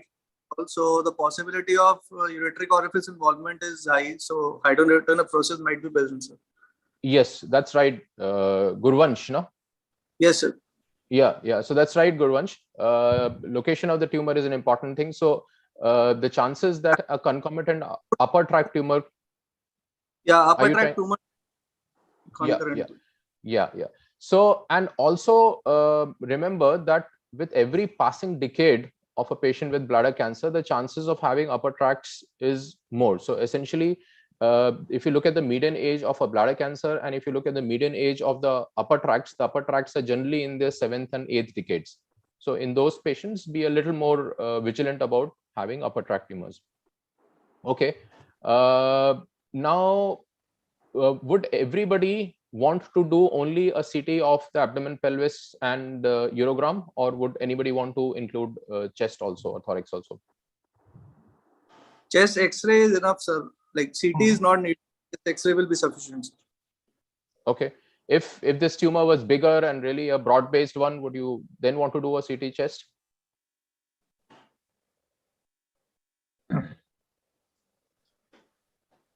If the patient has any symptoms, or if the chest X-ray shows any findings, then I would like to do a chest CT as well.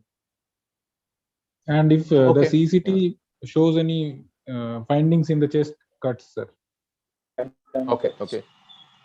Okay, so I think that should be acceptable, but please try and understand that bladder cancer per se is a much more aggressive tumor. So the moment you have a muscle invasive bladder cancer, the chances of having a metastasis is there.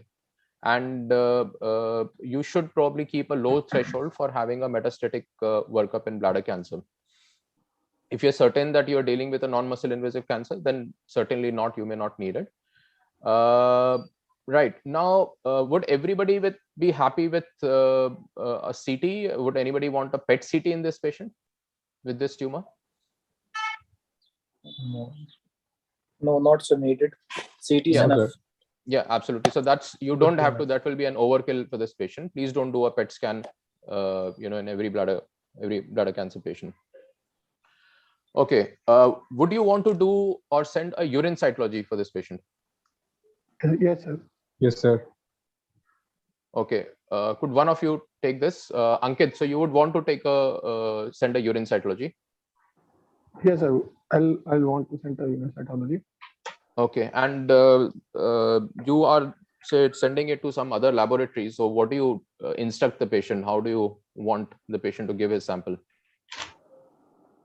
Sir, the sample should be given in the morning itself. It should not be the first bodied sample.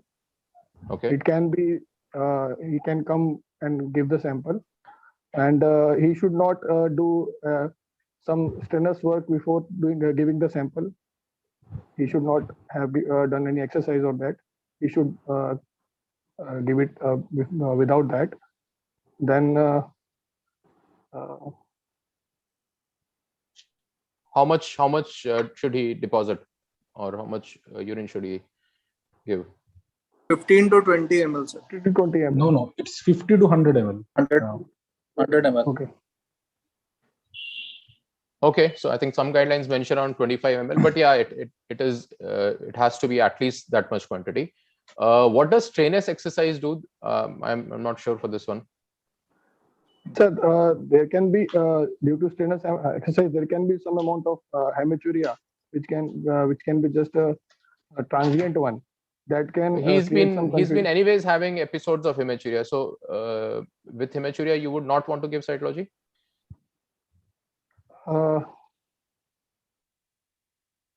it may have some confusion in the report, or like that's why.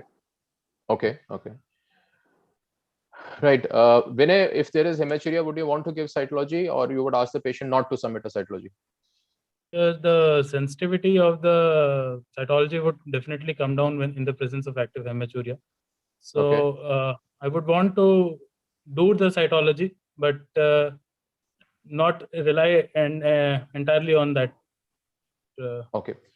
Yeah. So essentially, what happens is that the RBCs are going to interfere with the malignant cells if they're there. And there are ways to actually centrifuge the urine in such a way that the malignant cells can be separated from the RBCs, and then it can be analyzed. But obviously, this is something which is not very commonly, or centers which are not doing cytologies in high volume. So I think it would be okay to say that you would want to avoid a urine cytology in the presence of gross hematuria. But at the same time, for a patient like this, cytology would be very informative. And if you have the facilities to do the centrifugation, one would prefer to do a urine cytology. Now, you mentioned about this whole ambiguity thing about, in the presence of hematuria or otherwise. So say if you had to call up your cytopathologist or the laboratory which is processing the cytology, how can you convey to that cytopathologist that you don't want any ambiguity? Is there a more objective way of knowing what the cytology report is? Paris reporting system, sir. Good. Yeah. That is good. Yeah. So what does the Paris reporting system say? In Paris reporting system, sir, it is like 6 grades are there, sir. And grade 1, it is no, they can't comment upon it. Grade 1 is negative. Grade 2 is suspicious, sir. Then grade 3 is for grade 2 is atypical cell, sir. Grade 3 is suspicious, and grade 4 is for high grade, and grade 5 is for low grade tumor. Okay, Gurvansh, that's well answered.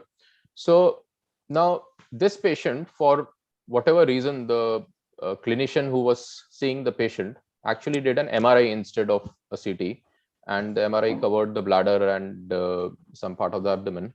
So Vinay, do you think this was, or I haven't asked Tajamul. So yes, sir. Yeah, hi Tajamul. So do you think this was Yes, the right thing to be done, or do you see there's a problem? This was just a waste of money, of the patient's money, to get an MRI done? Sir, I think it was not to be done because the histopathology analysis will give us a better staging. And anyhow, we have to stage it properly by histopathology. MRI should not be done in these cases, sir. Better will be histopathology grading by this TURBT. But you say that the others have preferred to do a CT. So you're saying that either we do a CT scan or we don't do any imaging, or you say that you think that there is a role of either doing a CT scan or doing an MRI? Sir, already there was an indication for CT since the mass was this 3 centimeter, a large mass, broad-based mass. CT was anyhow indicated. MR was not indicated because better histopathological diagnosis will be given by the histopathology, that is by TURBT, doing a complete resection. It will give us idea that whether the local invasion is there or not, how much is the invasion, but better is always histopathology. Histopathology. Okay. Vinay, Ankit, do you see any point doing an MRI for this scenario? So the recent studies show that MRI have a better sensitivity than that of CT. It is yet to come in the guidelines, but the Virate system has better sensitivity and specificity with regards to the staging of the disease. So yes, MRI can be preferred over CTs. Okay, so yeah, so essentially you should be knowing that similar to PIRADS, there is a Virate scoring system, and the idea of this system is to try and tell us whether this is a non-muscle invasive or a muscle invasive. Why this is important is because if a tumor is eventually going to turn out to be a muscle invasive after a resection, then for this patient, a TURBT is just another diagnostic method. You know, his eventual treatment or his definitive treatment is going to be something else, which would be essentially either a radical cystectomy or a combination of neoadjuvant chemotherapy and radical cystectomy. So this whole delay in the treatment, you know, this can be considered if, or it could be reduced if we can somehow know that what we're dealing is a muscle invasive tumor and not a non-muscle invasive tumor by doing an MRI. But as you rightly said, this is the understanding of VIRADS is still evolving, so it is still not in the guidelines to use it routinely for this purpose. So this patient was planned for a TURBT, and Gurvansh, this is on your list. You know, you are the consultant urologist that day, and you have been asked to do a TURBT for this patient. So how do you want to plan it? So you know, what kind of anesthesia do you want to use? And what kind of energy source do you want to use, and what kind of technique do you want to use? Since it is on the right lateral wall, sir, so the chances of obturator jerk are more. So my anesthesia type will be a spinal anesthesia combined with an obturator block, or a GA with a muscle relaxant, proper muscle relaxation. And after that, my aim will be to resect all visible tumor along with a deep muscle biopsy. If with bipolar, sir, it will be an advantage that the charring of the tissue will be less, whereas in monopolar it will be more. The method in this, as it is 3 centimeter tumor, the method will be piecemeal removal, sir. Not an, I think it won't be possible to get a total tumor removed with a help of laser or something. So what are the factors which you think could predict the presence of an obturator jerk? You're concerned about an obturator jerk, that's why you wanted a spinal and obturator block. First is the location of the tumor, sir. Okay. Then is the depth of the, if it is, to reduce the obturator jerk, sir, we can do is the anesthesia which we can give is. Okay. And then we can keep the distensibility of the bladder less. Okay. Then bipolar use itself will reduce the chances of the bipolar jerk. Okay, it does. Okay. And have all of you seen how to give an obturator nerve block, or do you know how to give an obturator nerve block? At least the 4 of you. No, sir. I've seen once, actually. Once okay. I've seen. So essentially what I want to ask is that if you are mentioning about, you know, something like that. Under anesthesia, like under ultrasound guidance, we aim at the ramus of the pubis, sir, for giving the obturator jerk. Okay, okay. Right. So Gurvansh, if you've seen it and if you're confident that you can answer how an obturator block is to be given, then I think it might be. So essentially utter only things that you have seen. You know, even if that turns, even if it is a little old fashioned, or even if it is not with, you know, the very conventional guidelines, but, you know, answering or mentioning things which you've seen and that you're confident it would always be a safer thing. Right. So, Ankit, you heard about this en bloc dissection, and in which kind of tumors would you want to prefer this? So, en bloc dissection, it can be better be done in the tumors which have a smaller base, so that it can be removed in a totality. The broad-based Why tumors. Why do you think one would want to do that? Why would one want to move to that kind of a technique? Sir, en bloc dissection is better. It gives a better view about the depth of the tumor. So we can remove it in a whole. To whom? Sir, en bloc, it is in fact better for the surgeon and also, so that we don't have to. There is less risk of going deep into the bladder. So, is it better for the patient? Is it better for the surgeon, or is it better for somebody else? For pathologists, sir, they have. Pathologist is also better. Okay, and why is it better for the pathologist? The muscle can be seen, sir, without any charring effects, sir. So we can make it better diagnosis whether muscle invasion is there or not there, sir. Okay. Vinay, is only the muscle important, or even the lamina depth makes a difference? Sir, a tumor which is invading deep into lamina will have a higher chances of spreading, or will carry a higher risk. So yes, lamina is also important. Okay. And Gurvansh, how much it is going into the lamina even, is that important? Sir, if it is going into the lamina, sir, it will be T1, sir. So I don't think the depth of the lamina will be very important. The grade will be important, sir, whether it is low grade or high grade, sir. Right, but essentially what I'm asking is that if we look at the T staging of bladder cancer, for T2 there is a subdivision. Yes, sir. T2A is the inner side of the muscle, sir, and T2B is the outer side of the muscle. Right, and would that kind of a thing make a difference for lamina also, inner or outer? Don't know, I'm not sure, sir. The T1B will have a T1B also. higher risk. Okay. Now, Tajmul, so say you've done this, you're almost about to resect, and you are telling the sister ki, sister, ye itne sare specimen bhejne hai ye patient ke. So what are the specimens that you want to send for this kind of a tumor? How many bottles do you want the sister to keep ready for you? So 2 bottles, one for the tumor and second one for the deep muscle. If we have removed this conventional. Okay. Anything else?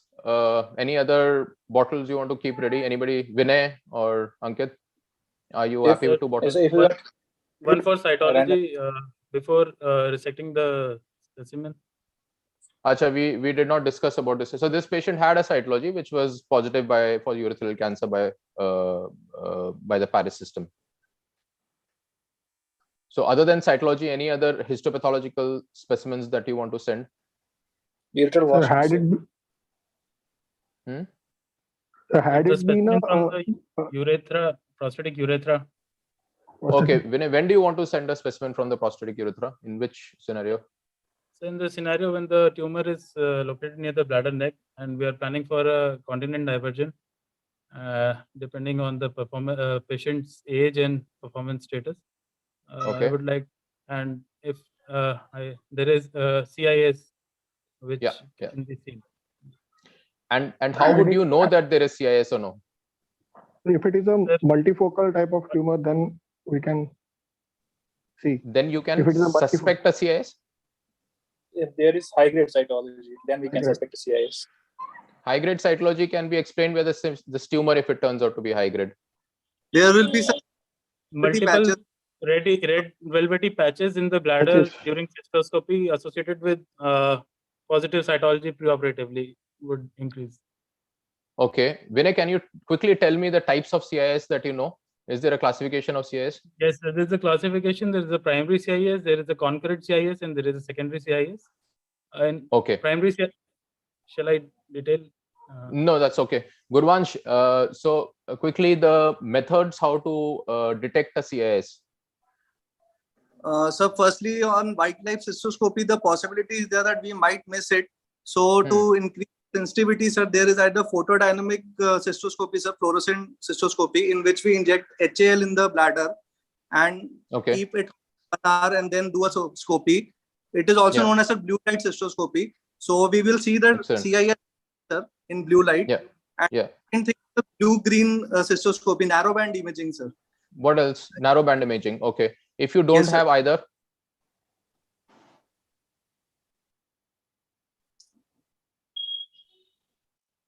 So just keep a low threshold for taking multiple random biopsies. That's the only way you can do it. Yeah. Okay. Okay. So Tajmal, the TURBT has been done, and the patient is in the recovery or getting shifted back to the room. What are your instructions in the post-operative period? Sir, first instruction will be to have this continuous CBI, continuous bladder irrigation in the patient. Okay. And, yes, sir. And second will be the antibiotic dose.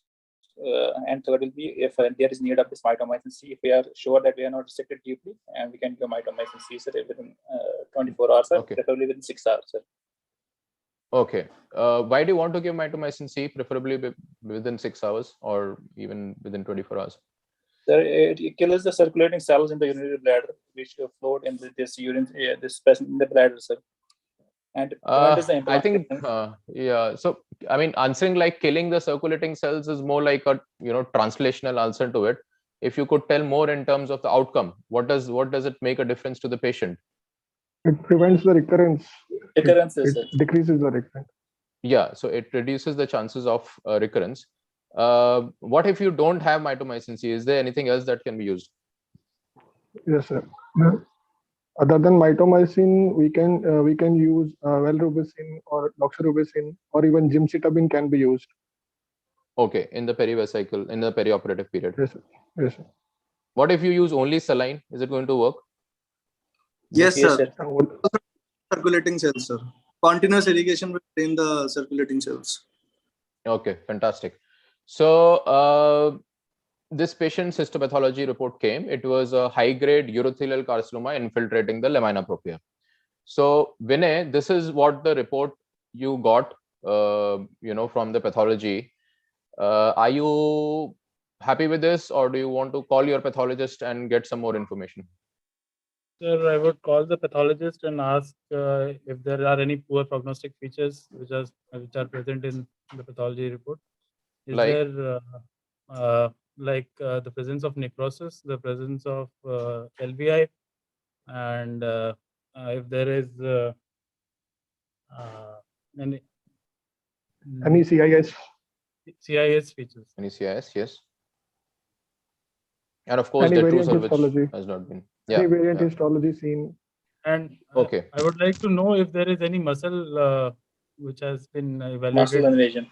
Whether there is a muscle in the biopsy or not. Yeah, Ankit, could you quickly just name the variant histologies that you know of? There can be squamous differentiation along with the TCC. Then there can be adenosquamous. Then there can be adenocarcinoma also. Okay. Micropapillary, sir. Nested micropapillary. Okay. Squamide. Okay. Why is this important, Gurvansh? Why is micropapillary important? Like if it comes out to be micropapillary, sir, then we have to take this patient for radical cystectomy, sir. Why? Because the BCG won't be working, sir, in this variant. Okay. And do you have to do it for all kinds of micropapillaries? Don't know, sir. It's okay. If you know micropapillary, that is good enough. But essentially, within micropapillary also, they are supposed to be telling the percentage and the depth of micropapillary. So there is certain micropapillaries in which you could consider doing a conservative and not doing a cystectomy. But generally, when there is a micropapillary component, you're supposed to consider for an early cystectomy. So you already discussed this: detruser, CIS, lymphovascular invasion, and variant histology. Now, what is the plan? Tajmul, you have this patient who has, high-grade urothelial carcinoma infiltrating the lamina propria. Detruser muscle is free, and there are no other major risk factors. So, what's your advice to the patient? When do you want to see him next? Next will be next visit after 1 or 2 weeks.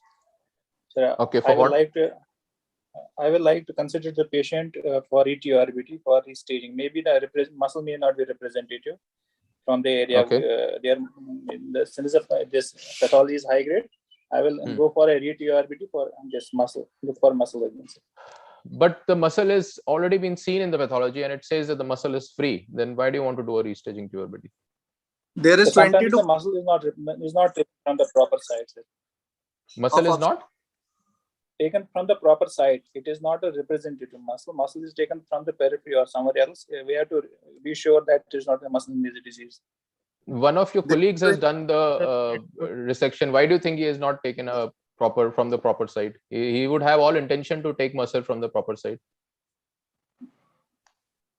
There are 20 to 40% chances of getting upstream on the next biopsy, like TURBT. Okay, so 20 to 40% chances of what, Gurvansh?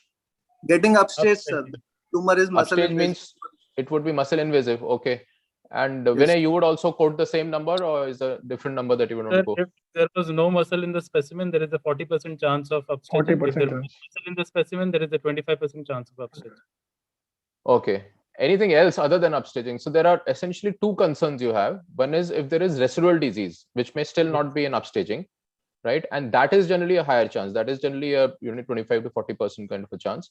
And then there is the chance that this was actually a muscle invasive, but was not found to be muscle invasive in the first. And that chance is a relatively lesser one, actually, especially if the TURBT has been done in good hands. It's around maybe 10 to 15%. So if you say that there's a 40% chance of every high-grade tumor to turn out to be upstaged to muscle invasive on the second, that becomes too high, actually. Okay, so you would want to do a restaging TURBT. And say if, you'd say that you have already done 300 TURBTs and, you have a very good resection technique and such things. Would you want to skip the restaging TURBT in that case?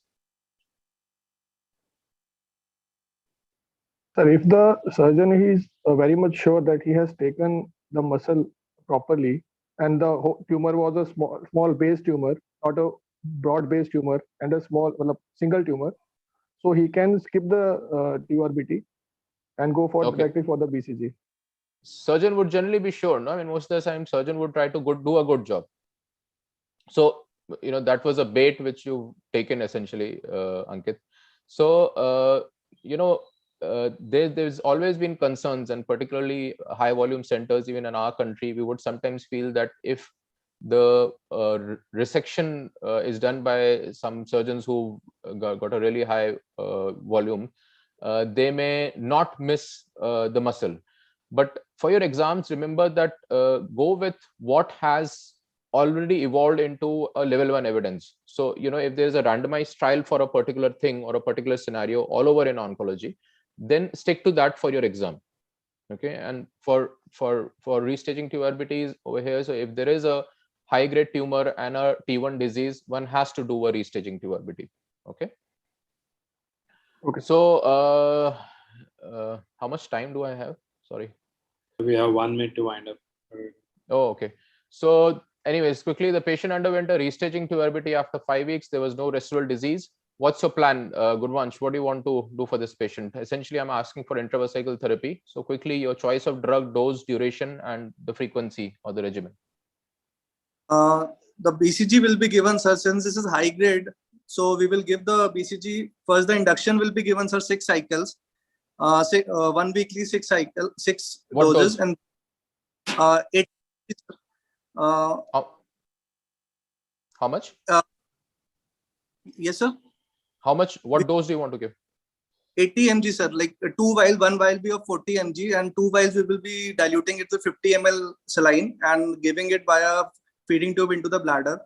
And then we will be asking the patient to change his position, and minimum contact period for 1 to 2 hours is to be given. After that, we will ask to void the urine in a separately placed washroom and clean whatever he properly so that it doesn't spreads the. How long after the TURBT do you want to give this BCG? After, sir, minimum after 3 to 4 weeks, sir. Okay. Everybody is happy with 80 milligrams, or anybody wants to give more than that or less than that? 120 can be given also. 120 It is 40 to 120, sir. It is 40 to 120. Why If the such a patient wide range? Why from 40 to 120? Sir, if we give TT and patient is not tolerating that, we can reduce it to 40 also. Sometimes patients are not tolerating 80 milligrams. So we can. Is there something which is 60. more important than the dose per se in deciding how much you want to give? How is the strength of BCG calculated actually? Have you seen the box or the wrapper of BCG?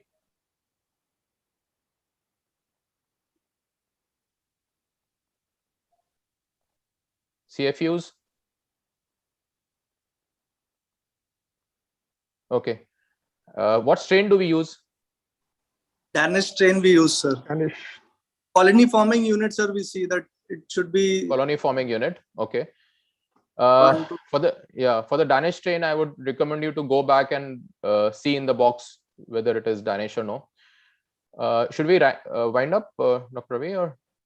Yeah, I think we will just pass time. Maybe you can just put on the questions so that they get stimulated to know what. So essentially, with we would want to know about the surveillance of this patients once you've started on BCG, and follow up. If these patients get a recurrence, then you call them a BCG failure when they've got a recurrence, and all the definitions of BCG failure, you should be knowing it well. They're confusing definitions, so I would suggest you to revise it before your exams.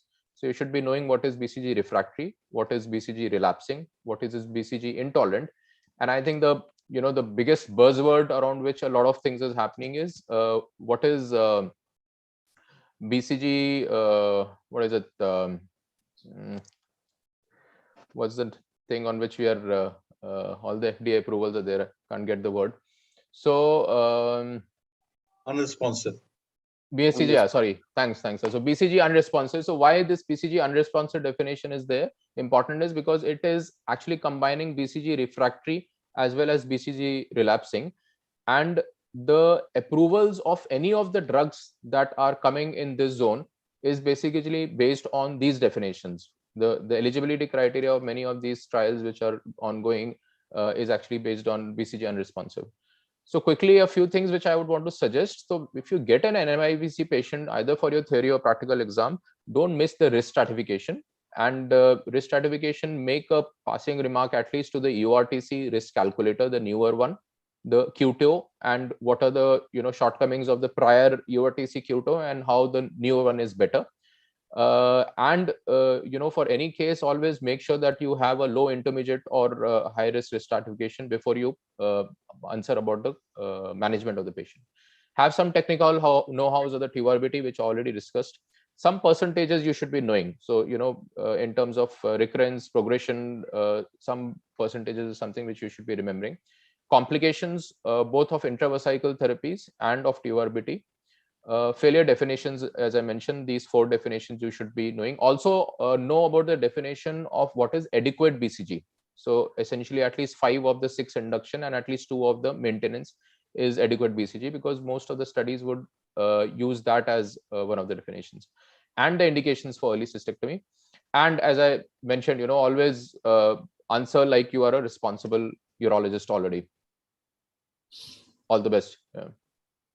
Thank you, sir. Thank you, sir. Thank you, sir. Thank you, Gagan, for that. Thank you, Dr. Ravi. Wonderful bringing up so many points in such a short time. And I want that the resident should take that one clear message: be a responsible hero. That's the key message here. Because if you take charge of patient, you'll be able to answer better. If you don't just keep on answering anything, just whatever you know the best, answer it and lead on to that. So with that, I'll hand over the mic to my colleagues, Dr. Deepak and Dr. Ankush, for the next set of presentations. Thank you. Thank you, Dr. Ravi.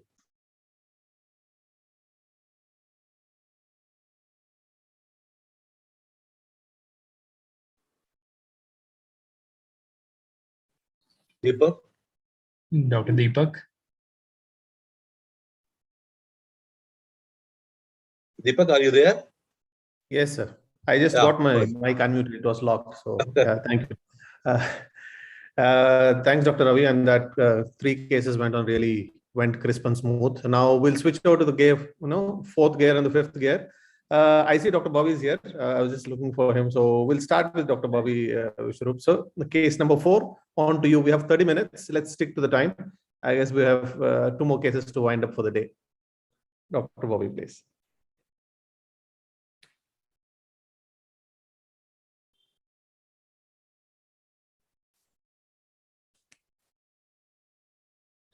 And I'll also call out the names of the 4 candidates for the group number 4. We have Dr. Suraj, Dr. Rohit Hegde, Dr. Amit Polara, and Dr. Madhukar Gupta.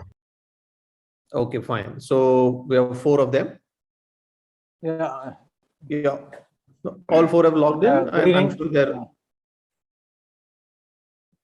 Yes, sir. Please go ahead. Yeah. Good evening. Thanks to USI ISU for giving me this opportunity. Thanks to Dr. Chawla.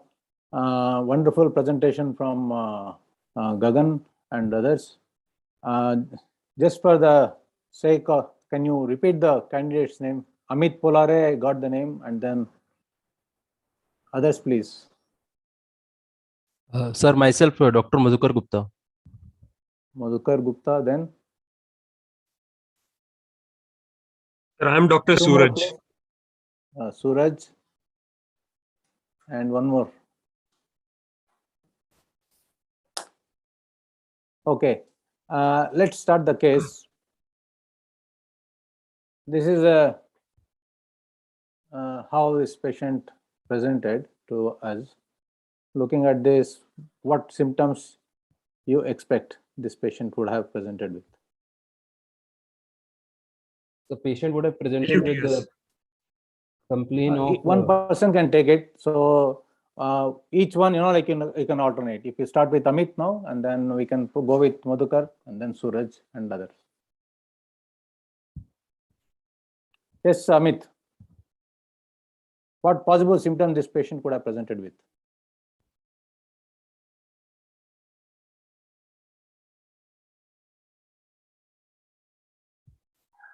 Madhukar? Sir, this patient would have come with the complaint of voiding lower urinary tract dysfunction, sir. Mostly with the complaint of poor stream and straining while voiding, and with complaint of hesitancy also, leading to increased frequency, and it can also cause recurrent UTIs, and with reflux nephropathy if it is long-standing stricture, sir. Okay. So any other symptoms you would like to ask? You suggested yes, poor stream is one thing which is very common, and sometimes they may present with painful urination. They may have recurrent UTI. Any other symptoms you would like to ask in this patient? Sir, I would like to seeing this image, would you like to ask any other symptoms other than the lower urinary tract symptoms? Sir, history of epididymo-orchitis. Okay. Any history of sexual unprotected sexual intercourse, sir? Yes.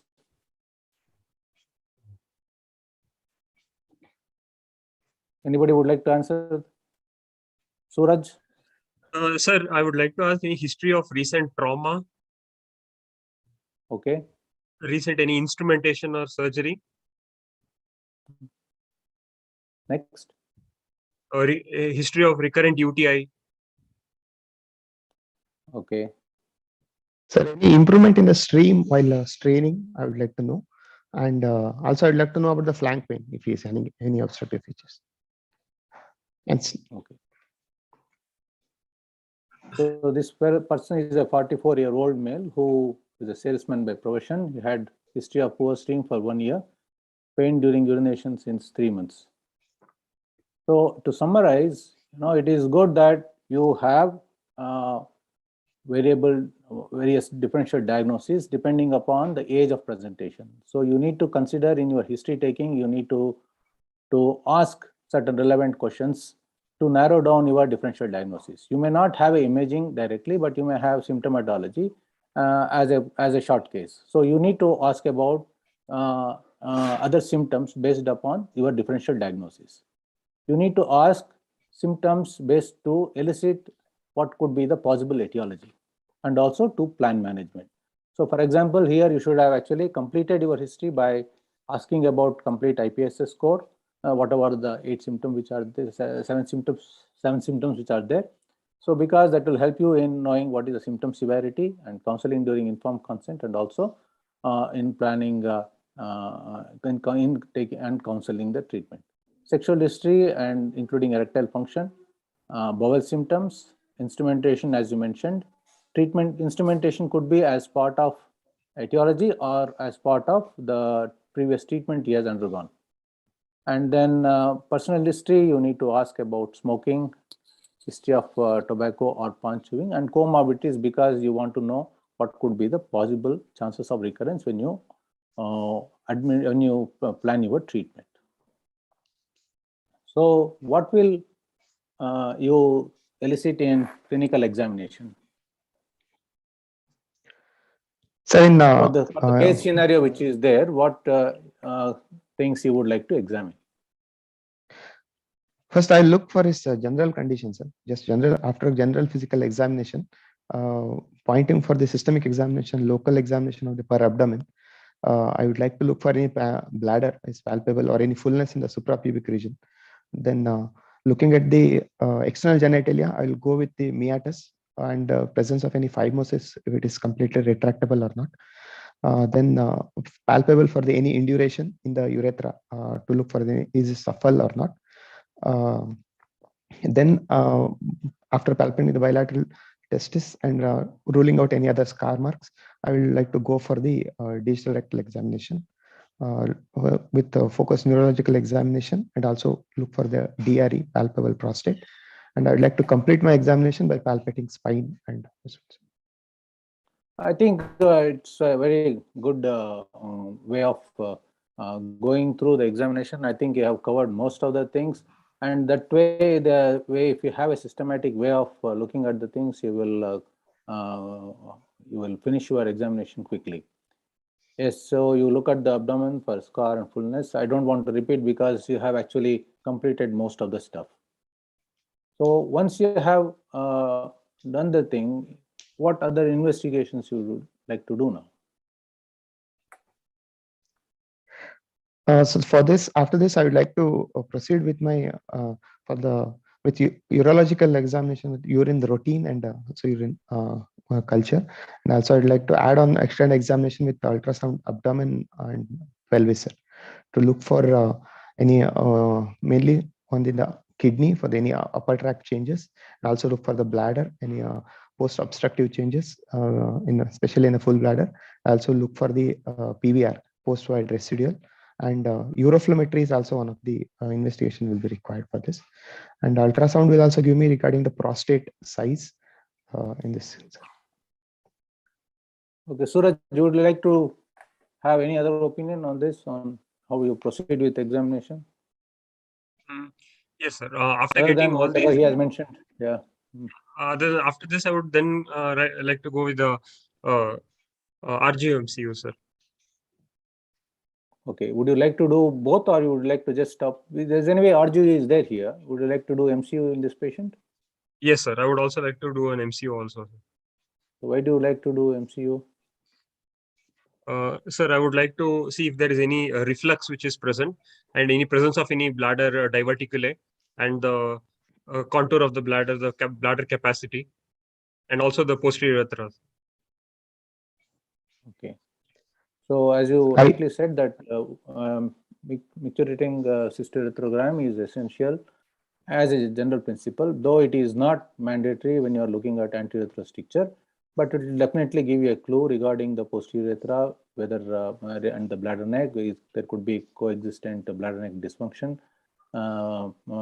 Then there could be, we also know the proximal extent of the stricture, not in this particular case, but maybe like the severity of the stricture based upon the voiding study. So this patient had a uroflow which was 6 ml per second. Would you like to know any other details? So I would like to know the shape of the curve, which give us a certain clue about the diagnosis. What would you expect? A box-shaped curve in this uroflowmetry, because where the average flow almost matches with the Qmax. So that indicates there might be possibility of stricture urethra. And also I would like to know about the total voided volume, the Qmax, average flow rate, and also the PVR. I would like to know with this, whether patient is voided completely or not. Okay. So this patient had a constrictive pattern. The voided Qmax was 6 mils per second with the voided volume of 430 ml and a PVR of 60 ml.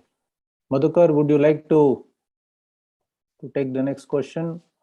Before that, I will just summarize that we have a proper general assessment and then the patient. For example, we know that this patient has a stricture.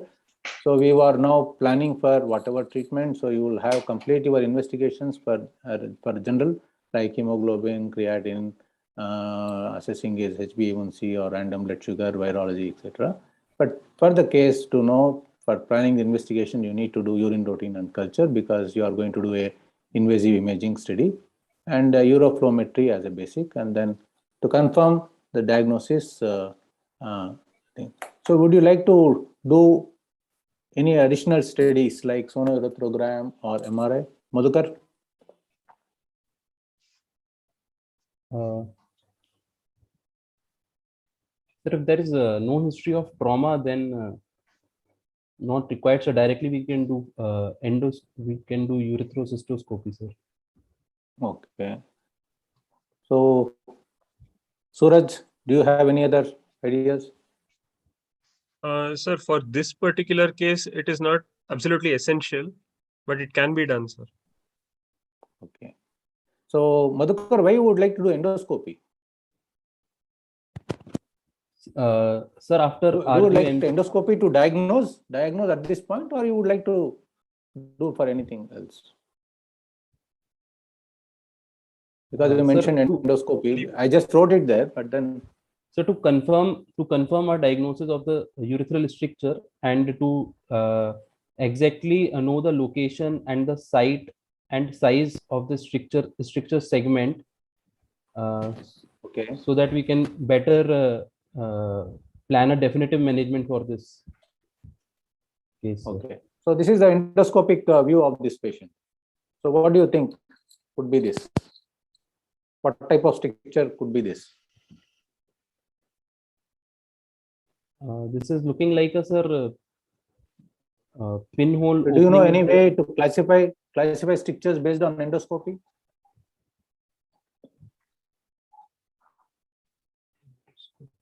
Suraj?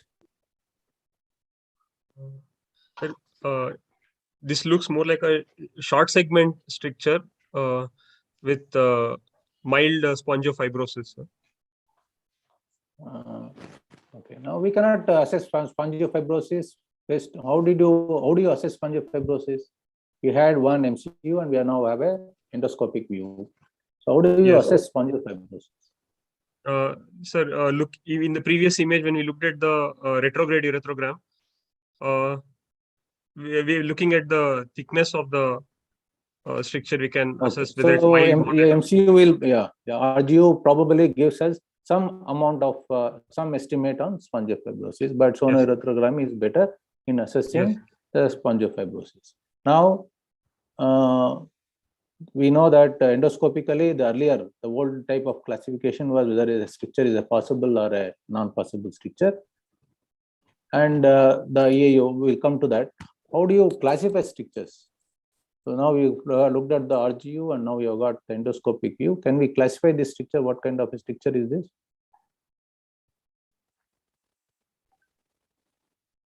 Amit?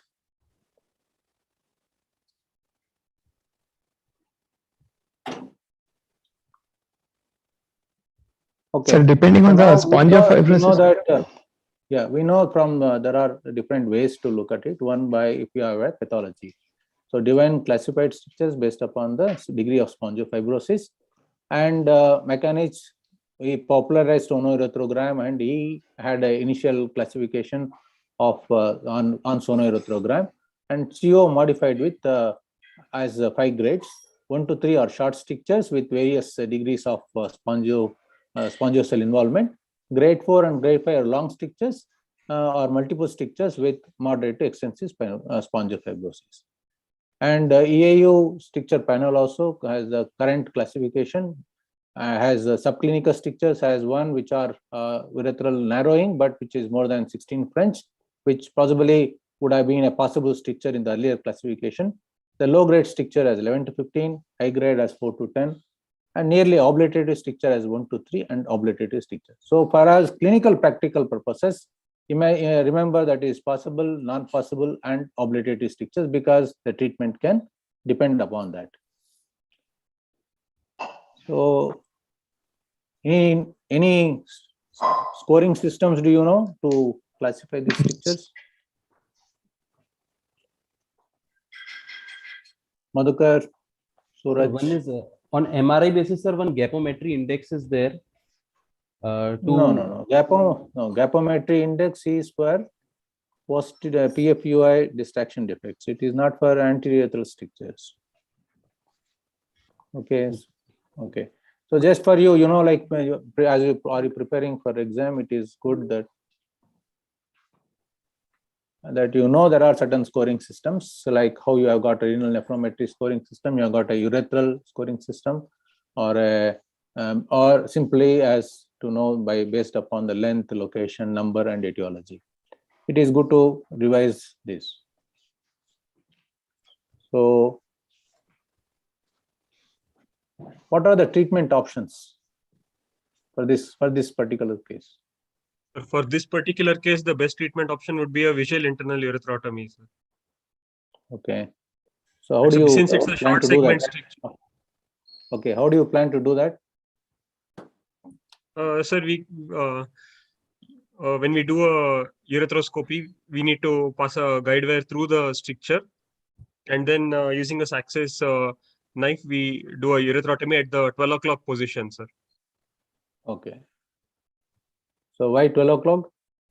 That is the least possibility for injuring the vascular structures, which are Any usually other present. places you can cut?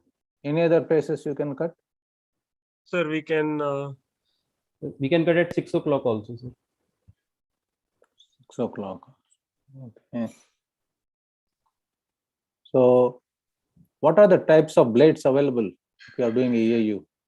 You told me about sachet, but do you know any other types of blades which are available and how do you select what kind of knife you would like to use when you are doing a EAU? So one is the half moon blade. Okay. So half moon also has varieties. Do you know any varieties of half moon blades? Okay. Now you opted for internal urethrotomy. Would you like to do urethral dilatation for him? Just urethral dilatation and leave him alone? No, sir. I would like to do a internal urethrotomy because urethral dilatation will cause more fibrosis and recurrent stricture, sir. Urethrotomy is a sharp cut which has lesser chance of fibrosis and lesser chance of recurrent stricture formation. Okay. Now, what you told me was one way of doing urethrotomy. Are there any other ways of doing internal urethrotomy? Sir, using a laser.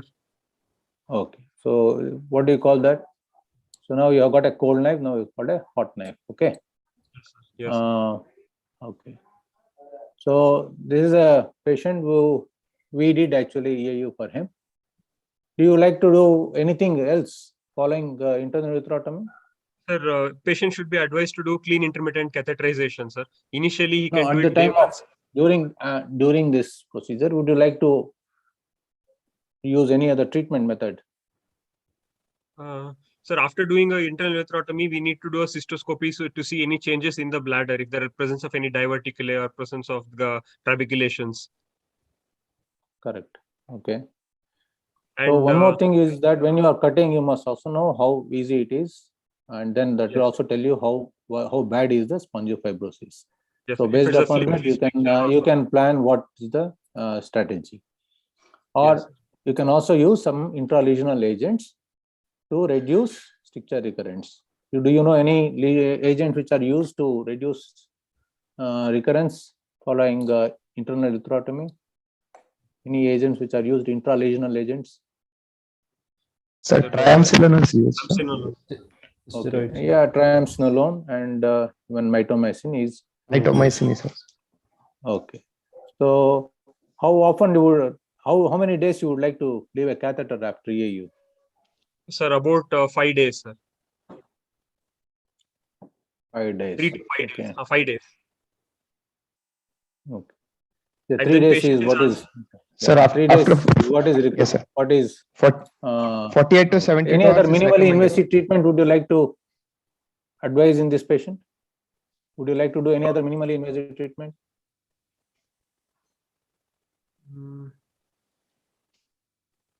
Can you use stents in him? Stents, sir. Bulbar urethral stents. Okay. Any types of stents, you know, urethral stents? So these are something which you probably, you know, you can just as a tangent, you can go and then you can get into some questions. So please try to know about that. So, but patient, you know, instead of having EAU, you have done EAU, how many times you can do EAU, or how do you know whether this patient is going to be, you know, free of further treatments? So how do you follow him up post EAU? Post procedure, we have to advise the patient to do CIC initially once daily and slowly decrease the There's a very frequency. common mistake, you know, common mistake candidates do is asking, so saying CAC. It's not CAC. CAC should be differentiated from self-calibration. Okay, so you may advise self-calibration or self-dilatation. Okay, patient is not willing for self-dilatation, but then you want to follow him up, and he comes after 3 months with poor flow. Would you like to offer him EAU again, or would you like to offer some other treatment? Sir, considering his poor compliance, the second time also he might it might get failed, because it is advised that maximum 2 times you can offer him VIU. So Okay. in this patient his compliance is poor. So I would like to go for either BMG erythroplasty or augment after confirming exactly, you know, noting after repeating the investigation. So I will not advise VIU for this. Most often, you know, you don't like to advise any dilatation following EAU, but especially in a state case like this. But if the situation is stricture is bad, you may advise him dilatation, and then you have to know about different dilatation protocols and what type of dilator you want to use in case if he is doing a office dilatation or self dilatation. So now the patient does not want wants to have something which is, you know, which gives him long term treatment benefit instead of having going for a self dilatation or having a high chance of recurrence. He wants to have one time treatment. What treatment options you have? So for this patient, like considering this same RGU for this short segment, we can go for the anastomotic erythroplasty. End-to-end anastomotic erythroplasty can be given, sir. Results end-to-end anastomotic erythroplasty. Okay. So what are the criteria which is there? You know, in case if you are offering yes, sir, anastomotic erythroplasty, what are the criteria you look for? Criteria, it should be short segments, for, I mean, at least less What than is 2 short centimeters. means what? I mean, Short, less than 2 2 centimeters. centimeters. Okay, 2.5 centimeter is what is called as short segments. Okay, then the minimal spongiofibrosis should be minimal. Now that's why when we discussed initially that we must do a sonoerythrogram to assess the spongiofibrosis. So basically based upon that, we can also plan anastomotic erythroplasty. Okay, who popularized this technique for anti-erythrocyte? Russell's anastomotic. More is the one who is actually popularizing now with things. Okay, now you would like to offer any other thing? The stricture is on sonoerythrogram. It is about 2.5 is about 3 centimeters long. This is the extent of spongiofibrosis, and he had one previous EAU. So Augmentation. would you like to do I'd like to offer augmentation? him the augmentation uretroplasty with preferably with buccal mucosa. Okay. What do you mean by augmentation urethroplasty? Sir, in augmentation, actually we'll not transect the urethra completely. We'll just augment the lumen of the urethra by substituting with other grafts in this patient, so that the blood supply is preserved for this in this. So we augment with some graft material. That is why it's called as augmentation. Okay, Suraj, do you have any other opinion? I'll come back to that point. Suraj, do you have any other take? So, Ankit, this went for Rohit. Anastomotic urethra. Mohit, yeah. Single stage BMG erythroplasty is also, that is the preferred. Okay. So why do you choose buccal? BMG is what? Buccal mucosa. Buccal No? mucosal graft. Yes, do you have any other graft materials which are available for? Yes, sir. We can also substitution? use the bladder submucosa. We can use the tunica vaginalis. Then You can use the lower lip, sir, or the tongue. lower lip, post auricular. Is a prepusal skin also can be used there if there is no BXO, and the lingual graft, buccal inside the cheek and also the lower lip, and the other. Okay. Now instead of like saying as a BMG, better to say as a oral mucosal graft, because you can have options in oral mucosa either as a buccal, lingual, labial, and then to have either. Okay, and there are other things for theoretical purposes, depending upon the stuff availability, you can go for bladder mucosa, rectal mucosa. Okay, now just to sorry to interrupt, sir. Can we wind up in another 5 minutes? Yes, yeah. Yes. So now instead of whenever you answer, it's better that you say that is whether transecting or non-transecting. Excision and augmentation is one, that is augmented rooftop anastomosis, which you were talking about, Mohit. But there are augmentation is usually a substitution uretroplasty where you can have either a dorsal, and then the questions can be whether it is dorsal, ventral, what are the advantages, disadvantages. When do you would like to do dorsolateral? Would you like to do nerve sparing, vascular sparing, whether you would like to do onlay, inlay, or whether you want to do a hybrid procedures.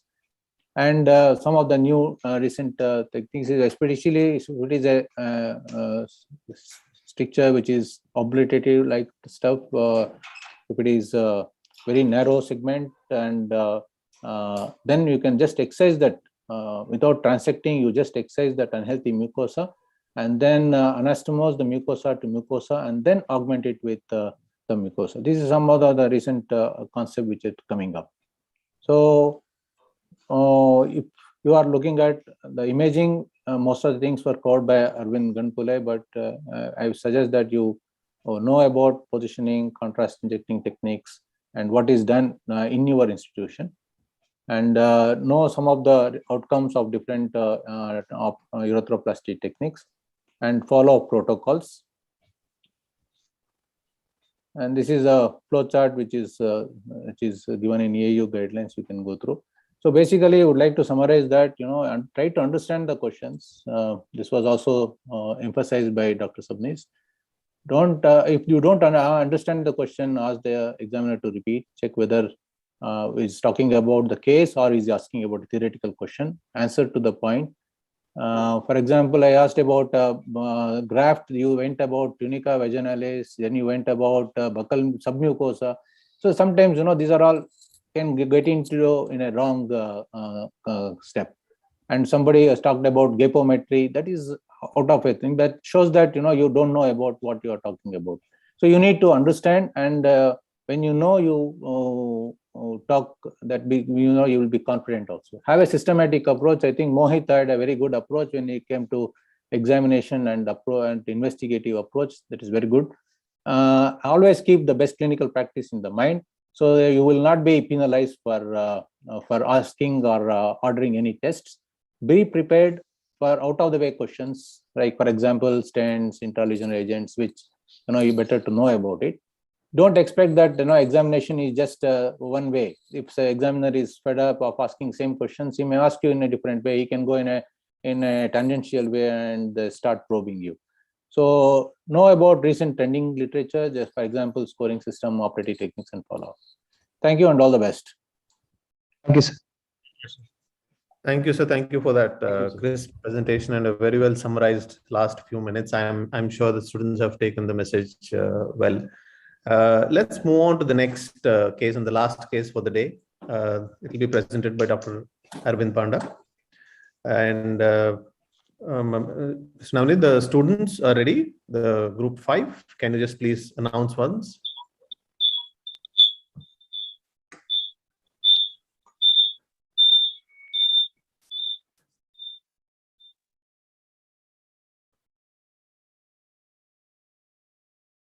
Ms. Navneet, can you just call for we have Dr. Manish Agarwal, Dr. Darshit Shah, Dr. Ravi Lohani, Dr. Sahil Sikka, Dr. Vivekanand. Fine. We have 4 of them. 5. Darshit, Manish Agarwal, Ravi Lohani, Vivekanand. Sahil Singla also is here. Fine. I'll move on I'll pass on the mic to Dr. Arvind Panda. Dr. Arvind. Can you hear me and can you see my screen? Yes, very well. Yes, please. Go ahead, Dr. Arvind. Yeah. Oh, so we just started. So this is the history. We can go full screen. Yeah. This is not full screen? I think it's full screen. Yes. Yeah. Yes, please. So this is 19-year-old female. She presented with intermittent fever with chills for 3 episodes in the last 3 months. In last 10 months. On examination, she had history of right flank pain and tenderness. She was diagnosed as UTI earlier in all 3 episodes and needed IV antibiotics all 3 times. She has no history of dysuria. There is no urgency incontinence or retention of urine. She had a history of posterior sagittal anorectoplasty at the age of 1 year. There was a colostomy done and then PSAT followed by colostomy closure as a staged procedure. She had a small ventricular septal defect which closed spontaneously. The family history is not otherwise significant. On examination, that was unremarkable except for the heel scar of colostomy on the left upper quadrant. The anal sphincter area had fibrosis. There was a posterior midline scar below of PSAT. The spine examination was grossly normal. In terms of investigation, it was mostly more or less normal. The creatinine was normal. The WBC was 6 per high power field on the urine microscopic. The urine culture showed no growth. She had no diabetes or any other comorbidities. Now, the question to the first candidate is, what would you do next?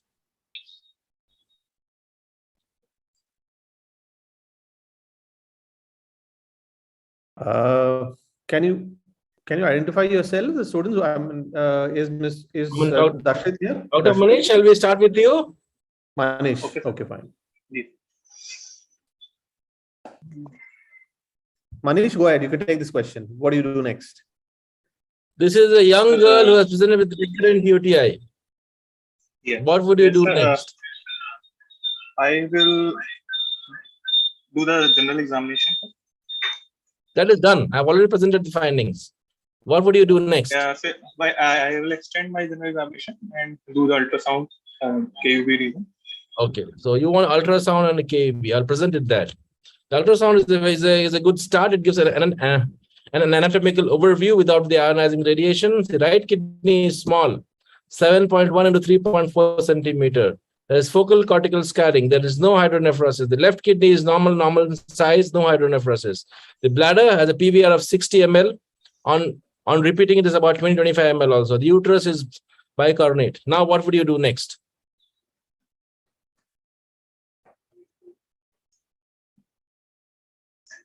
Dr. Manish?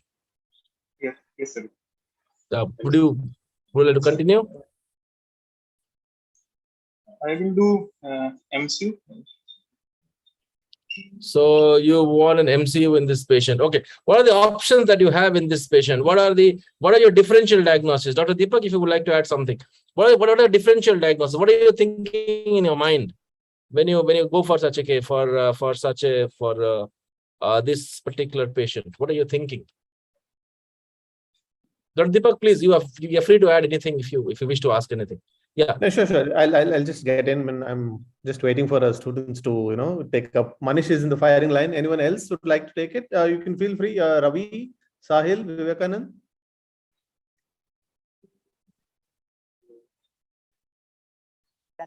No, so, could you please identify yourself, Dr. Vivekanand? Dr. Vivekanand, yeah. Yes. Dr. Vivekanand, what would you now? What is the differential here? I presented a case to you, and she's a young girl. She had a history of anorectal surgery, and it's a very small child. She has presented with recurrent UTI, and and she has obviously chronic pyelonephritis, which you can see from the ultrasound. The right kidney is small, focal scarring. So what is the differential here? And all this has come in the last few months. It's not last year or so. So reflux. So what is so would you think this is a primary reflux? Normally, when does the reflux present? You would normally expect reflux to present at a very young age, right? 3, 4, 5 years. Now this girl is 19. So that's one differential. I've said reflux, okay. Anything else? If you look at reflux, there are two kinds. There's the primary reflux and there's a secondary reflux. I'm just giving a hint here. Can be a secondary reflux, sir. He has history of So differentials, can we come out with differentials?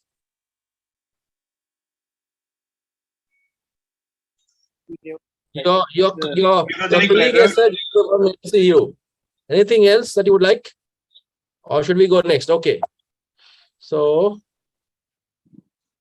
you want MCU. I'm giving the MCUG picture. Now, Dr. Vivekanand, could you read this MCUG picture, please? There are only 2 images here. I only put 2, which are the most, most educative. There are other images also. I didn't put them. Yes, please go ahead. What are you seeing? Yes, sir. Plain film shows well-exposed scout film where there is no any bony abnormalities, and clearly see the kidney outline. But the contrast in the contrast image, we can see the bladder is well distended, sir. Irregular. Yeah. Bladder neck is closed. There is no reflex. Okay, there is no reflux. Okay. Anybody else has any variation to this? Dr. Manish, I think you are the first to start. Do you have any variations? And who else is there? I mean, anybody? The absence of pockets, sacral agency. Yeah, there is. Okay, could you identify yourself? Yeah, it's Manish. Yeah, Dr. Manish, you were saying, okay, you can't see the sacrum completely. Yeah, that is, of course, that's quite right. What you are saying here is partial sacral agenesis. And another, if you look closely, if you look at the right side, you can see there is a grade 1, grade 2 reflux. Can you see that here? There's a grade 1, grade 2 reflux in the here. Can you see my this part? Can you see my pointer? Yeah, that is grade 1, grade 2 reflux here. That's another one. So the MCUG, the urinary bladder well distended, normal in size. Sacrum, the low part not seen. Grade 1 to grade 2 reflux of contrast on the right side on voiding. Urethra is normal. Okay, what would you do next now? And what is your differential? MCU, yes, but what's your differential?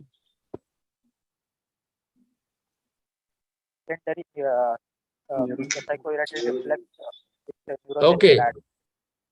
Possible neurogenic bladder. What would you do next? Now, what investigation would you do? What now you would like to confirm your diagnosis? You would like to see what you are dealing with exactly. You've got some idea after the MCU. Now, what is exactly happening? You would like to know. So, what would you do? Urodynamics. Bladder diary. You do? Urodynamics. An MRI of the spine. Yeah, that's a good thing. MRI of the spine. Anything else you'd like to do? This girl is also getting a fever with chills, recurrent UTI, and she just has recovered from a recent episode of urinary tract infection, and there are still pus cells in the urine. Anything else that you would like to do? Yeah. If there is post-void residual is there or not, sir?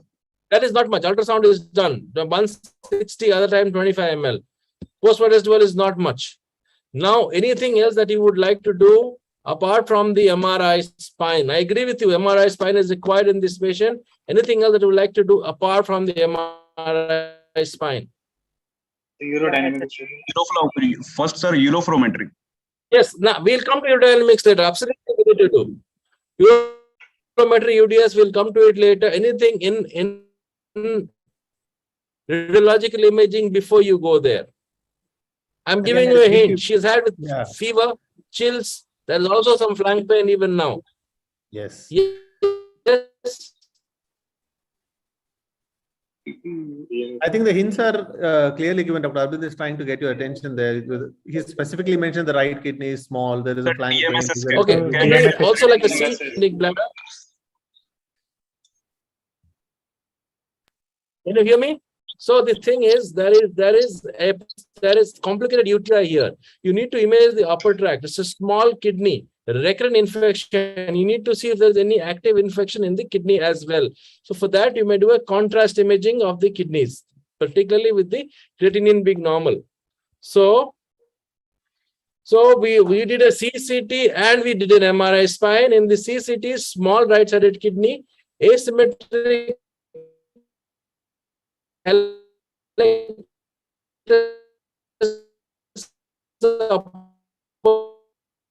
with parenchymal thickening, because likely there may be residual infection could be there, and non-visualized is sacral vertebrae.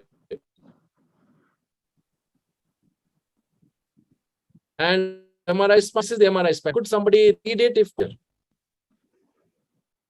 something that is striking?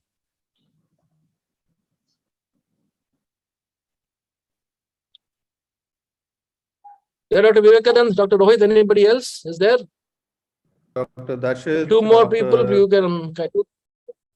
Darshit, Dr. Ravi, are you there? Yeah, Dr. Ravi or Dr. Darshit, you can tell some. See, don't be afraid if you're wrong. It doesn't matter. This is a mock exam. Try.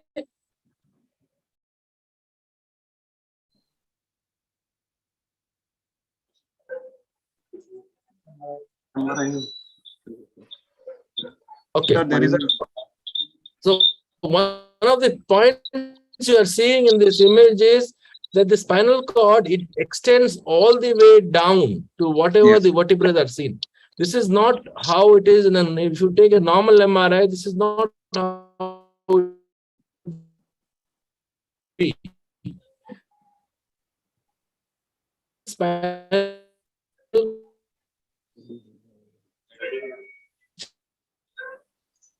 All the way down to the tip of the whatever vertebrae is visible, ending right at what level the conus ends and what level the spinal cord ends. So if you look at this, it is continuing right down to the tip. So this is the MRI report. There is agenesis of the distal lumbar and the coccygeal vertebrae. Tip of conus is the lower border of L2. That is low lying. It should finish much before that.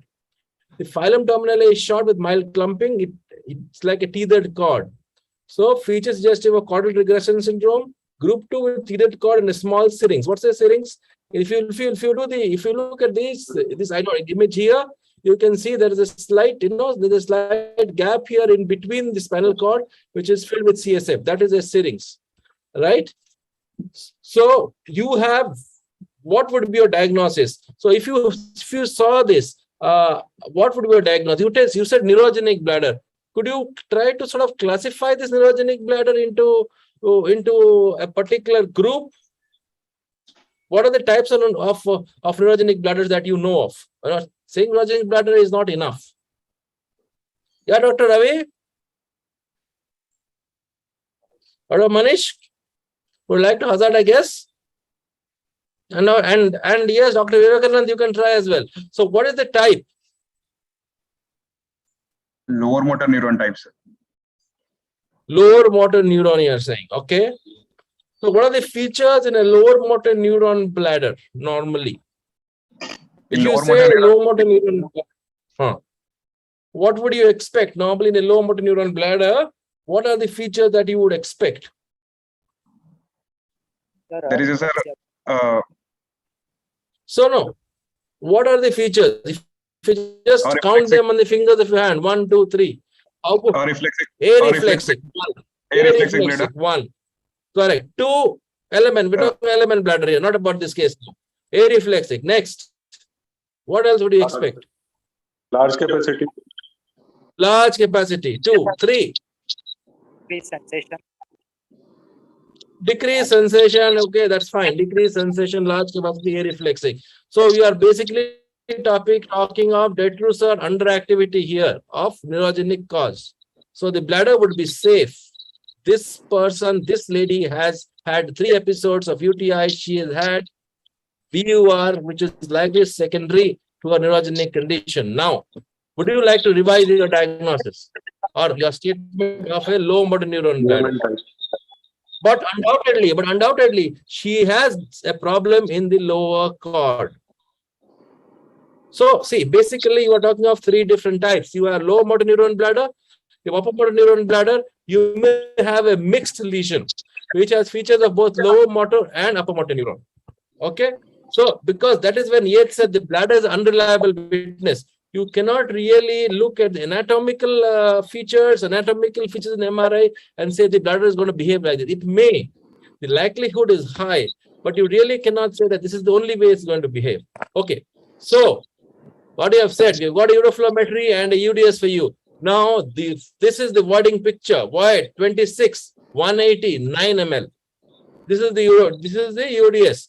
Now, the Qmax is 26. When you write like that, void, it means Qmax is 26 ml per second. She voided 180 ml of urine and the post-void residual urine was only 9 ml. So this is the uroflow. I have read it for you. Would one of you read the urodynamics trace for me?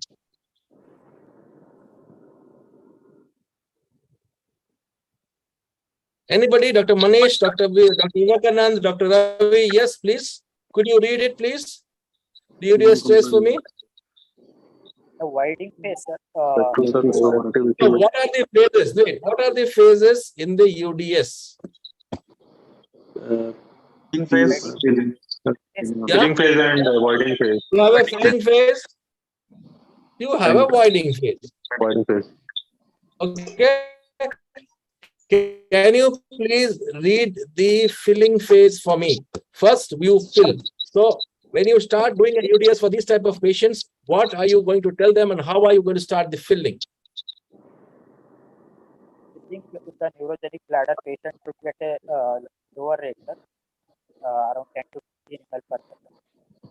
So, you have an idea after the symptomatology you have known. Would you Dr. Arvind is trying to say symptomatology is present. A bladder diary in this patient before I ask you that. Would you prefer you do a mixed study? Yeah. Okay.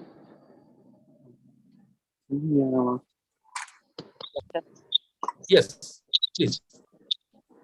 So I have presented a case before you. Let's forget about the UDS for a moment. We have finished the MRI. Now you plan to do a urodynamic study. What are the prerequisites before you will do a urodynamic study? Sir, first of all, the patient culture should be sterile. Yes, the culture at the moment is sterile. You are quite right. You have taken. Anything else that you will take, you will do take in the history? Any other thing which you will do in the examination before you go to a UDS? For a moment, let us forget that UDS exists. Constipation history, sir. Constipation history. Constipation, more or less, she has normal voiding habits. She doesn't have constipation. That's one. Anything else you want? I just spoke about it. Yes, you need a bladder diary. That's an essential prerequisite. Okay. What information are you going to get in a bladder diary that you will do a bladder diary? What are the tell me 3 or 4 major salient points that you want from a bladder diary? Sir, day and night time frequency, if there is a leak in between the voiding. Okay. Also the bladder. Anything else? Basically, when you do a bladder diary, you're going to ask the patient to take two measuring cylinders. Anything that she drinks, he or she drinks, she'll measure and drink. Anything that he or she avoids, she will measure and then throw. If there are any episodes of urgency, she's going to note down. She is going to note down those episodes. You are looking for the number of times she's passing urine, the amount of fluid she is consuming every day, the maximum voided volume. What was earlier called in the earlier terminology as a functional bladder capacity. Now it is called maximum voided volume. This is the new terminology. Maximum voided volume. We want to know what is the maximum volume after which maybe he or she is getting a sort of an urgency episode and maybe she's voiding. Right? Those are the things you want to know. Anything else? Nocturia. What is the nocturia? How many times she goes to pass urine in the day and how many times she goes to pass in the urine in the night? So what is normal? How do you define nocturia? Since we are discussing, you can just digress slightly. How do you define nocturia? This is very common. You will see it in BPH. The definition is the same, whether neurogenic or non-neurogenic. The definition of nocturia remains the same. How would you define nocturia? Yes. Yes, one or more than one voids in the night. One or more. Okay, one or more. Even one is abnormal. One or more. Okay, even one is abnormal. Normally, you should not wake up even once in the night. That is number one. Number two, what is nocturnal polyuria? Since we are here, we will discuss that point as well. What is nocturnal polyuria? How to define nocturnal polyuria? Nocturnal polyuria, like volume is 33% of the total voided volume in adult. More than 33%, more than 1/3 of the entire volume voided is at night. That is what nocturnal polyuria is. Okay. So from this bladder diary, you will be able to get the maximum voided volume, the total intake, the total output, the number of times the patient passes urine in the day and in the night. So you will be in a better position to know that. And what else will you examine? In a physical examination, what would you do in this patient? I have not clearly showed you that. My physical examination did not have that. You will do something called a focused neurological examination. All patients, before you take to the UDS suite, you will do a focused neurological examination. In this patient, BCR, all that is difficult because her anal sphincter is fibrosed post surgery, but you will test for the reflexes. You will test if there is any hypertonicity. You will test if there is hyperreflexia. Those things are basic. We will test those things and then you will take the patient for the UDS suite. Now, before UDS, there has to be a urodynamic question. You're not going to do UDS without a urodynamic question. That's the most important thing. We are just not doing UDS. So what would be the urodynamic question in this patient? What are you trying to find out? Because UDS is an invasive test. Ultrasound, even the MRI is non-invasive. You can go ahead and do it. UDS is an invasive test. You must do the test only if you feel that it is going to give you answers. Dr. Ravi, if you are there, can you tell me just hazard? Doesn't matter. This is just a mock exam. It is okay if you get it wrong. So, bladder compliance, we will be checking whether upper tract is at. The upper tract you can't really test unless you're doing a video UDS. I've got an MCU for that. I don't have video UDS. I have only plain UDS. So what I'm going to test for is bladder capacity, bladder capacity, bladder compliance. Yes, and storage pressure. Any diffuser overactivity, leak. Yes, if she is leaking and if she is having any overactive episodes during that, because compliance and capacity are going to be the two things. Capacity is going to be the key point, whether to know. Finally, I want to know what is the safe period, what is the safe volume. These are concepts I want to just introduce now. I will explain them later when we go into the learning points. Correct? So this was the UDS. So after doing all that, we went for the UDS. If you look at the UDS there are two phases. There is a filling phase, there is a voiding phase. Again, when you do a UDS, always try to do it with slow fill. Start with slow fill. Slow fill is less than 10 ml, okay, per minute. You start with slow fill, and you can see that the compliance is quite. So if you can see my cursor here, This is the P-West, this is the P-Ab, this is the P-Det. Can you see all these three? P-Det is a derived pressure. Okay, P-Det is a derived pressure. Oh, okay. P-Det is a derived pressure, and it is actually P vesical minus P abdominal. Okay, you subtract the this from this, and this is what you're going to do. That you already know. This is theory. What you know is P-Det is these are the cough. You can see this is well balanced, and the compliance starts wavering after we fill about 60-65 ml. Each mark here is about 10 ml. So you can see the compliance starts going after 60-65 ml of filling. You can see the filling is here, volume. So after 65 ml of filling, the compliance starts, it starts reducing. And you can see, and having these detrusor overactivity episodes, and you can see a distinct overactive episode at around 150. There were other smaller episodes even before that. And as she goes on, the detrusor overactive episode increases significantly. And you can see at this point, it is quite high. You can see the episode is more close to 50 centimeters of water.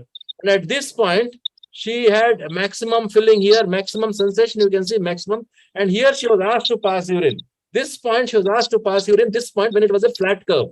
When you are asking the patient, to, maximum, he has reached maximum capacity, then two things you need to do. One, you need to make the patient cough to see if your transducers are still balanced, and you need to give the command to void when the curve is flat.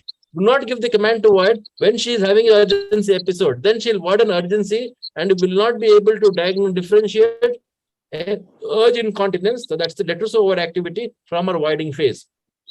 So we gave her the command to void after the maximum systematic capacity and a flat curve here. And there, this was the detrusor pressure generated, and then she voided well. Now, so let us look at the findings. What are the findings in the UDS? The compliance reduced progressively, as I have already told you, after 65, overactivity, and after regular interval of 140 ml of filling, and the detrusor pressure increased to more close to 50. We can see close to 50. But the voiding phase was essentially normal. There was no real problem with the voiding phase. But the storage phase which has the problem, that is why she was having this UTI. What would you do next? Now I ask you, what would you do next? I have to rush through because I don't have much time. I have to give you the learning points also. What would you do next? Now. Our aim is to lower down the storage pressure, sir. Correct. The storage pressure has to come down. You also have to treat an infection. You have to make the bladder as safe as possible, a reservoir to store urine. Correct? Yes, sir. So there is medical management here and there is surgical options here. One, we have to repeat the urine culture. Sometimes they come to you when they are on antibiotics. Do not take a culture when their patients are on antibiotics or within 3 days of antibiotic therapy. Always say, wait for 40 to 72 hours off antibiotic, repeat the culture, maybe you will get something. Then if you have, after you have treated this patient, whatever the way for an antibiotic and IV antibiotics if needed, low dose antibiotic prophylaxis you should definitely consider. Secondly, anticholinergic therapy is a must for this patient. Now, which anticholinergic are you going to give? I ask all four of you, come on. Which anticholinergic would you prefer here? Solifenacin or darifenacin, sir? Solifenacin, darifenacin. Any other choices? You're not wrong, you're correct. Yes, any other choices? There are multiple correct answers here, except one. Yes? Go on, tell me. There are multiple. Huh? Tolterodine. What do you say that? Tolterodine. Perfect. That's also correct. Next. Oxybutynin. That's also correct. Oxybutynin is perfectly correct. Next. Beta 3 What is wrong? Mirabegron is wrong. There is no evidence as of now that mirabegron is really beneficial in neurogenic bladder. Overactivity, certainly. Now, mirabegron has not come in the guidelines as yet. There is some 1 or 2 papers have come about mirabegron, in neurogenic bladder. But what they have found is if they do give mirabegron and do a UDS before and after, there is not much significant change. There is a degree of significant change if you give the other anticholinergic, but there is not much change if you give the beta-3 agonist. The evidence is still coming. Maybe in the next 1 or 2 years, we'll have more clarity about mirabegron. As of now, it is not a recommended drug to use in neurogenic bladder. Okay, now we have drugs. Yes, we have all these drugs we can use. What dose? Now, the dose that we know of, like solifenacin 5 or 10, dalterodin 4, oxybutynin 5, are dosage for overactive bladder. They are not dosage for neurogenic bladder. Neurogenic bladder, you need to give a much higher dose. And somehow this subset of patients seem to tolerate these higher doses well. So I would sometimes go up in oxybutynin therapy to give 5, 5, 5, 3 times a day. Solifenacin maybe 10 milligram 2 times a day. Okay, dalterodin 4 twice a day. So you have to give a far higher dose. In a pediatric patient, you can do this according to the body weight, but go for the maximum, try to go for the maximum dose possible, because that's the only way you are going to do, make the bladder better. Any other options are there? If apart from anticholinergic, given maximum dose anticholinergic has not worked. Any other option?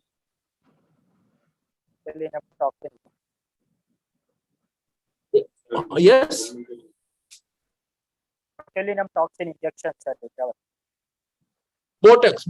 Botox is an option. Absolutely, it's an option if anticholinergic therapy is not working after even maximum dose has been used. You don't try 5 milligram or 10 milligram of solifenacin or 7.55 of difenacin and say you have done. No.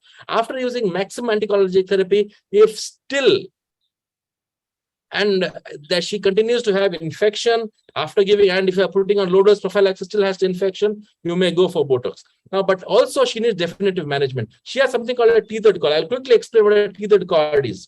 Now, normally in a child, the cord extends right down, and when the child starts growing, this cord rises. Okay, it's above L1, around L1. This is where it should end. As the child grows up, because the vertebrae increases, spine increases. What happens sometimes, there are small areas because of the myelomeningocele or whatever, which is, these roots are stuck at these ages. So these patients will have almost normal neurologic features, may have almost normal neurologic signs initially, but as the child starts growing up and there's a growth spurt, typically at puberty, you will find that they're present with these symptomatology, with this symptomatology. This lady, for instance, presented after puberty because the cord was getting stretched. That was stuck here and was getting stretched. So she had a tethered cord, and the tethered cord was causing stretch even at the cervical part and was responsible for these symptoms of upper motor neuron as well as her lower motor neuron pathology. And so what was recommended was a detethering of cord by L5 laminectomy. That was done. Now I will just go through the learning points here now quickly. So we have, what is urodynamics? Basically, you are defining the functional status of the urinary tract. So storage of function of the bladder and the pressure flow relationship during voiding. About these patients, long-term survival is possible. And if you don't give treatment, 10 to 15% of them will have abnormal upper tracts and renal failure. Renal failure is the most common cause of death.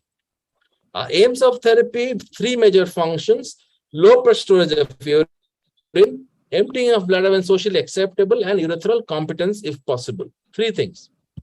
So we maintain a low pressure safe bladder reservoir, adequate emptying, which may be self-voiding, as in this lady. This lady actually has a normal voiding pattern. Clean intermittent catheterization, if there, as you say, areflexive bladder, not able to void. Screen for shared urological abnormality, enhance the quality of life.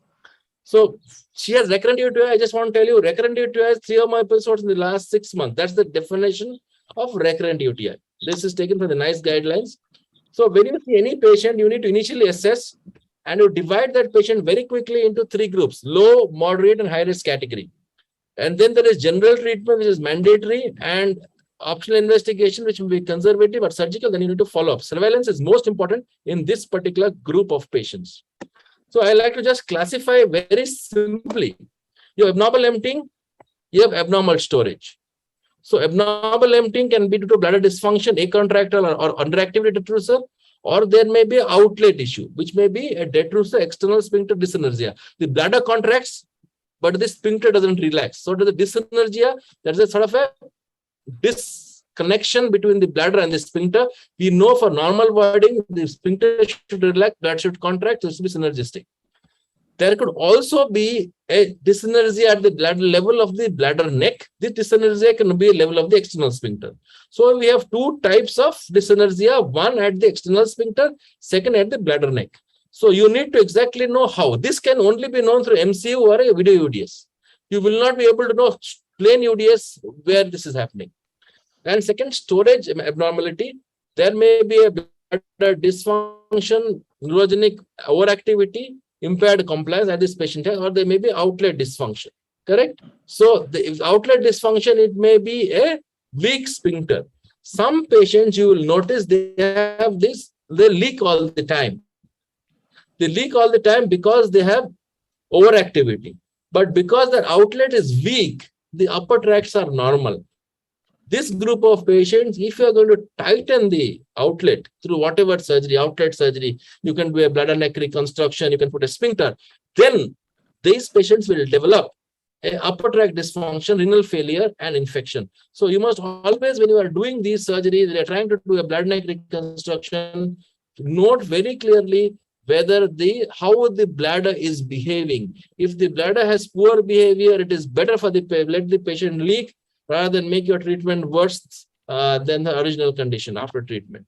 So quickly we will go through. So this is what it is. So depending on the lesion, this is how it is. This may be overactive. The bladder may be overactive. The sphincter may be normoactive.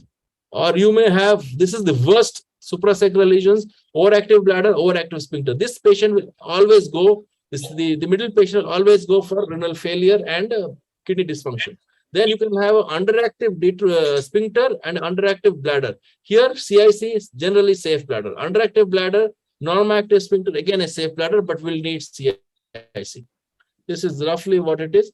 So if you have a myelomeningocele, inactive detrusor, sort of classical MMC is seen in 32% of patients. Detrusor overactivity is another group with dyssynergic sphincter seen in 38% of patients. And so this is the classicals. You have a spectrum. You talk of myelomeningocele, you don't have, it's not that you only have one type of patients. You see a spectrum. So you need to diagnose correctly and you need to individualize treatment for each of these patients. Okay. So second point, I was talking about this particular pressure. Now this is the classical paper. This is the classical paper by Magyar et al. This is Magyar. So he did this in 1994. He published this. He said that if the bladder pressures go to more than 40 centimeters of saline, upper deterioration tract is very likely. He used if you read this paper, what he did was he used basically a logarithmic regression analysis to get at 40. He chose, let us choose 40, how many of the patients are having deterioration and how many are not having deterioration. But now we know that 40 also is too high a pressure. You should be interested in keeping the pressures at less than 20 or less, not 40. 40 is too high. So, but this is a benchmark for us. This is the evidence that we have. More than 40, definitely your upper tract deterioration. So try to keep the pressure at less than 40. Okay. So safe bladder, this is most important. If this is the take-home message from this mock examination, this is the take-home message that you should have. A low pressure reservoir is what you need to do, because then renal failure or pulmonary is unlikely. And when you are going to do 40 centimeters of water is taken as cutoff, this cutoff is arbitrary, lower the pressure, the better. And this is what I want. We will just skip this. We've already gone through this. We'll just skip this quickly. This is the bladder diary. I have told you already. Again, I think we have gone through this. This is something that you need to have. And this is how you need to ask the patients to note down the bladder diary. Okay. Upper tract evaluation, I've already told you that. We'll skip this. Now, this is what I want to tell you. The safe period and the safe volume. If there is something that you need to take from this class, you need to take this. This is the take-home message. What is the safe period of the patient? What we know that if 40 or less, you choose your pressures, 30 or less or 40 or less, If the pressure goes above this threshold, the upper tracts are at risk. So the time it takes for the bladder to fill up to this particular level where the pressure goes high is the safe period. So if you calculate in terms of ml, it is out in this particular graph, which I have drawn by hand, 90 ml, the pressures go above 40. 90 ml of bladder filling. You understand this point? At 90 ml of bladder filling, the pressures go above 40. So at what time will 90 ml of volume be reached?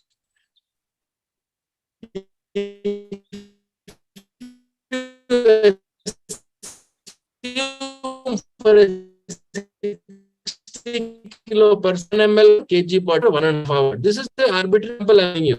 This may be 120, this may be 200, this pressure. So, keep below 30 or below 20, if you take time, it takes for